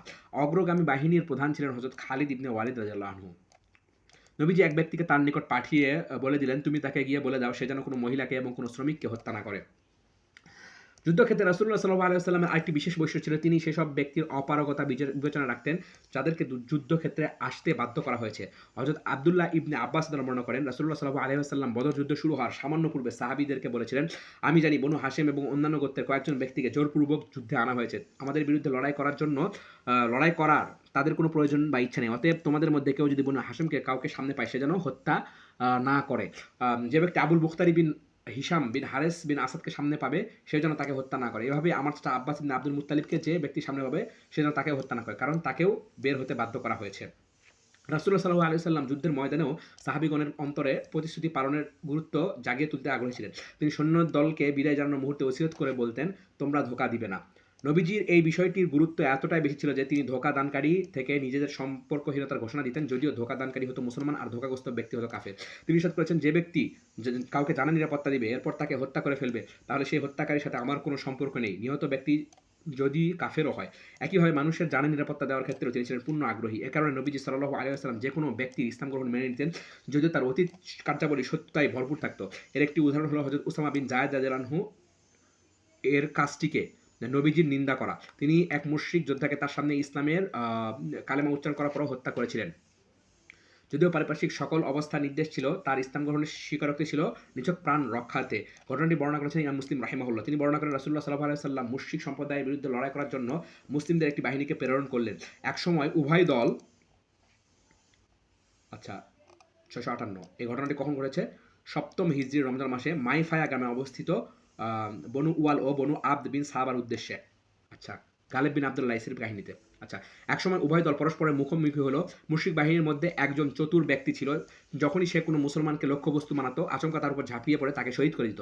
এটা টের পেয়ে একজন মুসলিম লোকটির অসতর্ক মুহূর্তের অপেক্ষা করতে লাগলেন। বর্ণনাকারী বলেন, আমাদেরকে বলা হতো তিনি ছিলেন ওসামা বিন জায়েদ। সুযোগ পেয়ে উক্ত মুসলিম যখন হত্যার উদ্দেশ্যে সেই মুশরিকের উপর তরবারি উত্তোলন করেন, অমনি সেই কাফের বলে ওঠে লা ইলাহা ইল্লাল্লাহ। তবু সেই মুসলিম ব্যক্তি উক্ত মুশরিককে হত্যা করে ফেলেন। যুদ্ধ শেষে মুসলমানদের বিজয়ের সংবাদ নিয়ে একজন সংবাদবাহক রাসূলুল্লাহ সাল্লাল্লাহু আলাইহি ওয়াসাল্লামের নিকট পৌঁছালেন। নবীজি তাকে যুদ্ধের সকল পরিস্থিতি জিজ্ঞাসা করলেন। সংবাদবাহক নবীজিকে পরিস্থিতির পূর্ণ বিবরণ দিলেন। এমনকি সেই মুসলিমের উল্লেখিত ঘটনার কথা নবীজিকে জানালেন। রাসূলুল্লাহ সাল্লাল্লাহু আলাইহি ওয়াসাল্লাম তৎক্ষণ সেই মুসলিমকে ডাকলেন এবং বললেন, তুমি কেন তাকে হত্যা করলে? সাহাবী বললেন, হে আল্লাহর নবী, সে অনেক মুসলমানকে আহত করেছে এবং অমুক অমুককে হত্যা করেছে। একথা বলে তিনি কয়েকজন শহীদ সাহাবীর নাম উল্লেখ করলেন। এরপর আমি তার উপর হামলা করি। সে আমার উদ্ধত তরবারি দেখে ভয়ে বলে ওঠে লা ইলাহা ইল্লাল্লাহ। রাসূলুল্লাহ সাল্লাল্লাহু আলাইহি ওয়াসাল্লাম বললেন, এরপরও তুমি তাকে হত্যা করেছো? সাহাবী বললেন, জি হে আল্লাহর নবী। রাসূলুল্লাহ সাল্লাল্লাহু আলাইহি ওয়াসাল্লাম বললেন, কিয়ামত দিবসে যখন লা ইলাহা ইল্লাল্লাহ তার পক্ষে বাদী হয়ে আসবে তখন তুমি কি করবে? বাহিনীটি পাঠানো হয়েছিল জুহাইনা গোত্রের শাহাগত হরকতের উদ্দেশ্যে, যার সদস্য সংখ্যা ছিল 130 জন। ঠিক আছে, মানে যেটাতে এই ঘটনাটা ঘটেছে বলা হয় সে হলো নাহিক বিন মিরদাস 659 ওই ব্যক্তিটা। সাহাবী বললেন, হে আল্লাহর নবী, আপনি আমার জন্য আল্লাহর নিকট ক্ষমা প্রার্থনা করুন। বর্ণনাকারী বলেন, রাসূল সাল্লাল্লাহু আলাইহি ওয়াসাল্লাম বারবার একই কথা বলতেছিলেন। এর অতিরিক্ত আর কিছুই তিনি তখন বলেননি। এটি ছিল রাসূলুল্লাহ সাল্লাল্লাহু আলাইহি ওয়াসাল্লামের পক্ষ থেকে তার সকল উম্মতের জন্য একটি অনিবার্য শিক্ষা এবং অসমর্থিত হত্যার ব্যাপারে একটি কঠিন সতর্কবার্তা। বরং অন্যভাবে বলা যায়, যেখানে হত্যা না করার সামান্যতম সুযোগ রয়েছে সেখানে হত্যা না করার ব্যাপারে এটা ছিল রাসূলের প্রচণ্ড আগ্রহের বহিঃপ্রকাশ। এর মাধ্যমে প্রমাণিত হয় ইসলামের যুদ্ধ জিহাদ এমন একটি বিষয় যা কেবল প্রয়োজনের কারণেই হয়ে থাকে। আর যখন এবং যেখানে লড়াই ও রক্তপাত এড়িয়ে যাওয়ার সামান্যতম সুযোগ থাকে তখন এবং সেখানে তা এড়িয়ে যাওয়াই ইসলাম এবং তার রাসূলের কর্মনীতি। অতএব নিশ্চিতভাবে বলা যায় রাসূলুল্লাহ সাল্লাল্লাহু আলাইহি ওয়াসাল্লাম কিছুতেই অনর্থক যুদ্ধের প্রতি আগ্রহী ছিলেন না, বরং তিনি যথাসম্ভব যুদ্ধ থেকে দূরে থাকার চেষ্টা করতেন। এ কারণেই তিনি প্রথমে শত্রুদের সামনে ইসলাম গ্রহণ বা কর প্রদানের প্রস্তাব করতেন। কিন্তু শত্রুপক্ষ যদি লড়াই করার ব্যাপারে অটল থাকতো তাহলেই কেবল তিনি তাদের বিরুদ্ধে লড়াই করতেন। কিন্তু এরপরে যদি তিনি তাদের জন্য সন্ধি চুক্তির দরজা খুলে রাখতেন। শত্রুরা সন্ধির প্রস্তাব করলে রাসূলুল্লাহ সাল্লাল্লাহু আলাইহি ওয়াসাল্লাম সেই প্রস্তাব গ্রহণ করতেন এবং সন্ধি করে নিতেন। এমনকি প্রস্তাবটা যদি মুসলমানদের বিজয়ের আলামতসমূহ স্পষ্ট হওয়ার পরও করা হতো। এর উজ্জ্বল নমুনা হলো খাইবার যুদ্ধের ঘটনা। আল্লামা ইবনে কাসির রাহিমাহুল্লাহ বলেন, খাইবার ইহুদিদেরকে 14 দিন অবরোধ করে রাখার পর যখন তারা তাদের পরাজয়ের ব্যাপারে নিশ্চিত হয়ে গেল তখন তাদের পক্ষ থেকে ইবনু আবিল হুকাইক রাসূলের নিকট সন্ধির প্রস্তাব নিয়ে এলো। সে রাসূলের সাথে এই শর্তে সন্ধি করে যে নবীজি তাদের প্রাণ রক্ষা করবেন এবং তাদেরকে খাইবার থেকে নিরাপদে চলে যাওয়ার সুযোগ দেবেন। আর তারা রাসূলের কাছে তাদের মালিকানাধীন সকল জমি সম্পদ, সোনা রূপা, ঘোড়া, যাবতীয় অস্ত্রশস্ত্র ও গচ্ছিত পোশাক রেখে যাবে। তারা নিজেদের শরীরে পরিহিত পোশাক ও অলংকার তারা নিয়ে যেতে পারবে। রাসূল সাল্লাল্লাহু আলাইহি ওয়াসাল্লাম এর সাথে আরো কয়েকটি শর্ত যুক্ত করে দিয়ে বললেন, কিন্তু তোমরা যদি কিছু গোপন করো তাহলে তোমাদের থেকে আল্লাহ তার রাসূলের নিরাপত্তার নিশ্চয়তা উঠে যাবে। ইহুদীরা এই শর্ত মান্য করেই সন্ধি চুক্তিতে আবদ্ধ হয়। যুদ্ধক্ষেত্রে রাসূলুল্লাহ সাল্লাল্লাহু আলাইহি ওয়াসাল্লামের আরেকটি মহৎ গুণ ছিল, তিনি তার পুরো জীবনে একটিবারের জন্য কাউকে ইসলাম গ্রহণের জন্য বাধ্য করার কথা চিন্তা করেননি। অবশ্যই এই গুণটি রাসূলের জীবনে অন্য প্রতিটি ক্ষেত্রে সুস্পষ্টভাবে পরিদৃষ্ট হয়েছে। উদাহরণ হিসাবে উল্লেখ করা যেতে পারে সেই বেদুনের ঘটনা, যে তাকে হত্যার পরিকল্পনা করেছিল। হযরত জাবের ইবনে আব্দুল্লাহ রাদিয়াল্লাহু আনহু ঘটনাটি বর্ণনা করে বলেন, রাসূলুল্লাহ সাল্লাল্লাহু আলাইহি ওয়াসাল্লাম নাখল এলাকায় অবস্থিত খাসফা গোত্রের শাখাগোত্র মুহারিবের বিরুদ্ধে লড়াই করেন। লড়াইয়ের দিনগুলোতে একসময় অমুসলিমরা যখন মুসলমানদের অসতর্ক অবস্থায় নবী ও সাহাবীগণ যখন দুপুরে বিশ্রাম নিচ্ছেন সে সময় দেখতে পায়। তখন তাদের একজন কিছুটা দূরে বিশ্রামরত রাসূলের দিকে এগিয়ে এলো। তার নাম গাওরাস বিন হারেস। লোকটি এসে রাসূলের মাথার নিকটে একটি তরবারি নিয়ে দাঁড়িয়ে গেল। এরপর রাসূলকে লক্ষ্য করে বললেন, এখন তোমাকে কে আমার হাত থেকে রক্ষা করবে? রাসূল সাল্লাল্লাহু আলাইহি ওয়াসাল্লাম বললেন, আল্লাহ। কথাটি শোনা মতো লোকটির হাত থেকে তরবারি পড়ে গেল। এরপর নবীজি তরবারিটা নিজের হাতে উঠিয়ে নিয়ে বললেন, এখন তুমি বলো কে তোমাকে আমার হাত থেকে রক্ষা করবে? লোকটি বলল, আপনি তরবারিটির উত্তম ধারক হন। নবীজি বললেন, তুমি কি সাক্ষ্য দেবে আল্লাহ ছাড়া কোনো মাবুদ নেই? লোকটি বলল, না। আমি প্রতিশ্রুতি দিচ্ছি আমি কখনো আপনার বিরুদ্ধে লড়াই করব না, এমনকি কোনো সম্প্রদায়ের পক্ষ নেব না যারা আপনার বিরুদ্ধে লড়াই করে। নবীজি লোকটিকে ছেড়ে দিলেন। বর্ণনাকারী বলেন, এরপর লোকটি তার সঙ্গীদের নিকট গিয়ে বলল, আমি ফিরে এলাম তোমাদের কাছে দুনিয়ার মধ্য থেকে সবচেয়ে উত্তম ব্যক্তির নিকট থেকে। আমরা দেখতে পাই এই কাফের ব্যক্তি তরবারি হাতে রাসূলের শিয়রে দাঁড়িয়ে আছে এবং তাকে হত্যা করার ভয় দেখে আছে। এরপর আল্লাহ তাআলা তার রাসূলকে বিপদমুক্ত করলেন আর ঘটনার প্রেক্ষাপট পাল্টে গেল। তরবারি বেদুইনের হাত থেকে রাসূলের হাতে চলে এলো। কিন্তু কি আশ্চর্য, এরপর রাসূলের অন্তরে হিংসা বা সৎপরায়ণতা স্থান পায়নি। তিনি প্রতিশোধ নেওয়ার পরিবর্তে তার কাছে ইসলাম গ্রহণের প্রস্তাব পেশ করেন। লোকটি তার প্রস্তাব প্রত্যাখ্যান করে, তবে নবীজির বিরুদ্ধে লড়াইয়ে লিপ্ত হবে না বলে প্রতিশ্রুতি প্রদান করে। নবীজি প্রশস্ত হয়ে তার প্রস্তাব গ্রহণ করে, তাকে ক্ষমা করে দেন এবং তাকে নিরাপদে নিজ গোত্রের লোকদের নিকট ফিরে যাওয়ার সুযোগ দেন। তাকে ইসলাম গ্রহণে বাধ্যও করেননি। রাসূলুল্লাহ সাল্লাল্লাহু আলাইহি ওয়াসাল্লাম এবং মুসলমানগণ যেসব যুদ্ধ করেছেন, সেখানে কোনো প্রতিশোধের উদ্দেশ্য ছিল না। এ কারণে পরাজিতদের সঙ্গে রাসূলের আচরণ ছিল অমায়িক, ক্ষমা এবং মুক্তির মহৎ গুণে গুণান্বিত। কেউ বিরূপ আচরণ করলে রাসূলুল্লাহ সাল্লাল্লাহু আলাইহি ওয়াসাল্লাম তা ঘৃণা করতেন। নবীজির এই ক্ষমার নমুনা পাওয়া যায় হুদায়বিয়ার ঘটনাতে। ইমাম মুসলিম তার সহিহ গ্রন্থে আচ্ছা, এগুলো খুব ব্লার। হযরত সালামা ইবনে আকওয়া থেকে বর্ণনা করেন, সালামা রাদিয়াল্লাহু আনহু বলেন, এরপর মুশরিকরা আমাদের কাছে সন্ধির প্রস্তাব পাঠালো। সন্ধির বিষয় নিয়ে আমাদের এক পক্ষ অন্য পক্ষের নিকট যাতায়াত করতে লাগলো এবং এক পর্যায়ে আমরা উভয় দল সন্ধি চুক্তিতে আবদ্ধ হলাম এবং আমাদের এক পক্ষ অপর পক্ষের নিকট যাতায়াত করতে থাকলো। সে সময় আমি কিছুটা দূরে একটি গাছের নিকটে এলাম। গাছের নিচে কাঁটা ও ও আবর্জনা পরিষ্কার করে আমি তার ছায়ায় শুয়ে পড়লাম। এ সময় মক্কার 4 জন মুশরিক আমার নিকট এলো। তারা রাসূলুল্লাহ সাল্লাল্লাহু আলাইহি ওয়াসাল্লামের নামে নানা ধরনের আজে-বাজে কথা বলতে লাগলো। একসময় তাদের কথা আমার কাছে ভীষণ অসহনীয় হয়ে উঠল। এ কারণে আমি স্থান পরিবর্তন করে অন্য গাছের নিকট চলে গেলাম। তারা তাদের অস্ত্রগুলো গাছের সঙ্গে ঝুলিয়ে রেখে সেখানে গাছের নিচে শুয়ে পড়ল। এভাবে কিছুক্ষণ কেটে গেল। হঠাৎ উপত্যকার নিম্নাঞ্চল থেকে একজন উচ্চস্বরে ঘোষণা করল, হে মুহাজিরগণ, ইবনে জুনাইমকে হত্যা করা হয়েছে। সালামা বলেন, একথা শুনে আমি আমার তরবারি কোষমুক্ত করলাম। এরপর গাছের নিচে শুয়ে থাকা সেই 4 মুশরিকের উপর ঝাঁপিয়ে পড়লাম। তারা তখন ঘুমন্ত অবস্থায় ছিল। আমি প্রথমে তাদের অস্ত্রগুলি নিলাম এবং সেগুলোকে আমার হাতে আঁটি বেঁধে রাখলাম। এরপর তাদেরকে লক্ষ্য করে উচ্চস্বরে বললাম, সেই সত্তার কসম যিনি মুহাম্মদ সাল্লাল্লাহু আলাইহি ওয়াসাল্লামকে সম্মানিত করেছেন, তোমাদের কেউ তার মাথা উত্তোলন করলেই আমি তার মাথায় আঘাত করতাম। সালমা ইবনে আকওয়া এভাবে একদল মুহাদ্দিস তার দাদা আকওয়ার দিকে সম্পৃক্ত করে সালমা ইবনে আকওয়া বলে থাকেন। তার মূল নাম হলো সালমা বিন আমর বিন আকওয়া। বায়াতুল রিদওয়ান অংশগ্রহণ করেছেন। তিনি 74 হিজরিতে 80 বছর বয়সে মদিনায় মারা যান। সাহসী তীরন্দাজ, দানশীল, মহৎ গুণী ব্যক্তি ছিলেন। তিনি বলেন, এরপর আমি তাদেরকে বন্দী করে রাসূলের নিকট নিয়ে গেলাম। সেখানে গিয়ে দেখি আমার চাচা আমেরও আবালত গোত্রের এক ব্যক্তিকে ধরে রাসূল সাল্লাল্লাহু আলাইহি ওয়াসাল্লামের কাছে নিয়ে আসছে। আচ্ছা, এখানে আমের বিন সিনান আল আনসারী, তিনি সালামা বিন আকওয়া রাদিয়াল্লাহু আনহুর চাচা ছিলেন। খায়বার যুদ্ধে শহীদ হন। খায়বার যুদ্ধে বের হওয়ার মুহূর্তে এই কবিতাটি আবৃত্তি করেছিলেন। আচ্ছা, আল্লাহর কসম, আল্লাহর অনুগ্রহ না হলে আমরা হিদায়াত পেতাম না, দান সদকা করতে পারতাম না, নামাজও আদায় করতে পারতাম না। আচ্ছা, তো উনি কি করেছিলেন? হ্যাঁ, পড়ে গেল রে, মাফ করো। আচ্ছা, উনি কি করেছিলেন? আবালত গোত্রের এক ব্যক্তিকে ধরে রাসূল সাল্লাল্লাহু আলাইহি ওয়াসাল্লামের কাছে নিয়ে আসছে। তার নাম মিকরাজ। মিকরাজ সে সময় বর্ম পরিহিত ঘোড়ার পিঠে আরোহণ করেছিল এবং মিকরাজের সঙ্গে আমার চাচা আরও ৭০ জন মুশরিককে ধরে নিয়ে এসেছেন। রাসূলুল্লাহ সাল্লাল্লাহু আলাইহি ওয়াসাল্লাম তাদের সকলের দিকে তাকিয়ে বললেন, তাদেরকে ছেড়ে দাও, বিশ্বাসঘাতকতার সূচনা হোক তাদের থেকে এবং শেষটাও।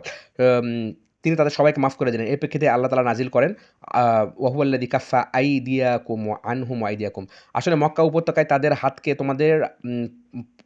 তোমাদের পর্যন্ত পৌঁছা হতে এবং তোমাদের হাতকে তাদের পর্যন্ত পৌঁছা হতে নিবৃত্ত রেখেছেন, তাদের উপর তোমাদের ক্ষমতা প্রদান করার পরে। আচ্ছা, সালমা রাদিয়াল্লাহু আনহু বলেন, এরপর আমরা মদিনার উদ্দেশ্যে বের হয়ে পড়ি। এভাবে রাসূলুল্লাহ সাল্লাল্লাহু আলাইহি ওয়াসাল্লাম প্রতিটি বিষয়ে প্রশস্ত হৃদয় ও সহজতার সাথে গ্রহণ করেছেন। কখনো কারো থেকে প্রতিশোধ গ্রহণ করেননি, কখনো কারো থেকে প্রতিশোধ গ্রহণ করতে রক্তপাত ঘটাননি, কারো সম্পদ বিনষ্ট করেননি, বাড়িঘর লুটপাট করেননি, বরং সবসময় সব ধরনের শত্রুর ক্ষেত্রেই তার ক্ষমাই ছিল তার বৈশিষ্ট্য। আর তার ক্ষমা শুধু সেসব একক ব্যক্তির ক্ষেত্রে সীমাবদ্ধ ছিল না, যারা কোনো ঘটনার ক্ষেত্রে বিশেষ কোনো উপকার বা ক্ষতি করতে পারে না, বরং তিনি সম্প্রদায়ের সবাইকে ক্ষমা করে দিতেন। এক্ষেত্রে সবচেয়ে প্রসিদ্ধ ঘটনা হলো মক্কাবাসীকে ক্ষমা করে দেওয়া। তিনি তাদেরকে বলেছেন, হে কুরাইশ সম্প্রদায়, আল্লাহ তাআলা তোমাদের থেকে জাহিলি যুগের অহমিকা ও বংশগৌরবের অবসান ঘটিয়েছেন। মানুষ মাত্রই আদম থেকে সৃষ্ট, আর আদম সৃষ্ট মাটি থেকে। অতঃপর নবীজি আয়াতগুলো তেলাওয়াত করেন। সূরা নিসার সূরা হুজুরাতের আয়াতটা। একজন পুরুষও ওই যে বিভিন্ন গোত্রে শুউবা ওয়া কবাইলা।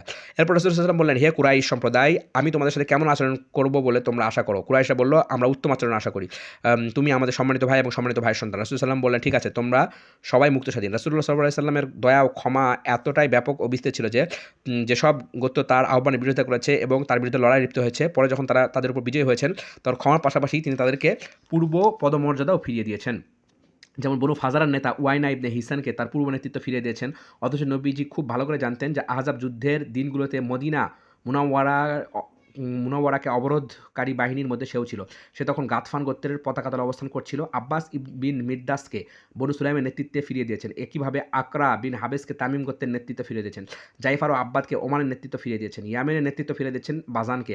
আর মুনজির ইবনে সাবাকে ফিরিয়ে দিয়েছেন বাহরাইনের নেতৃত্ব। আরও অনেকের ক্ষেত্রে এমন ঘটনা ঘটেছিল। নবী সাল্লাল্লাহু আলাইহি ওয়াসাল্লামের জীবনে এ ধরনের ঘটনা বহুবার ঘটার কারণে সবগুলো দৃষ্টান্ত এখানে উপস্থাপন করা কষ্টকর। এগুলো রাসূলুল্লাহ সাল্লাল্লাহু আলাইহি ওয়াসাল্লামের সুউচ্চ ব্যক্তিত্ব, তার অনন্য সুন্দর ক্ষমা, মহত্বর ব্যাপকতা প্রমাণ করে। এমনই ছিল যুদ্ধের ময়দানে পরবর্তী সময়ে রাসূলুল্লাহ সাল্লাল্লাহু আলাইহি ওয়াসাল্লামের আচরণ কতই না চমৎকার ছিল তার এই চারিত্রিক গুণাবলী, যেগুলো স্পষ্টভাবে প্রমাণ করে প্রতিপালকের সঙ্গে তার গভীরতম সম্পর্ক। তিনি তাকে শিষ্টাচার শিক্ষা দিয়েছেন এবং অতি উত্তমভাবে সেই শিক্ষাদান পূর্ণ করেছেন।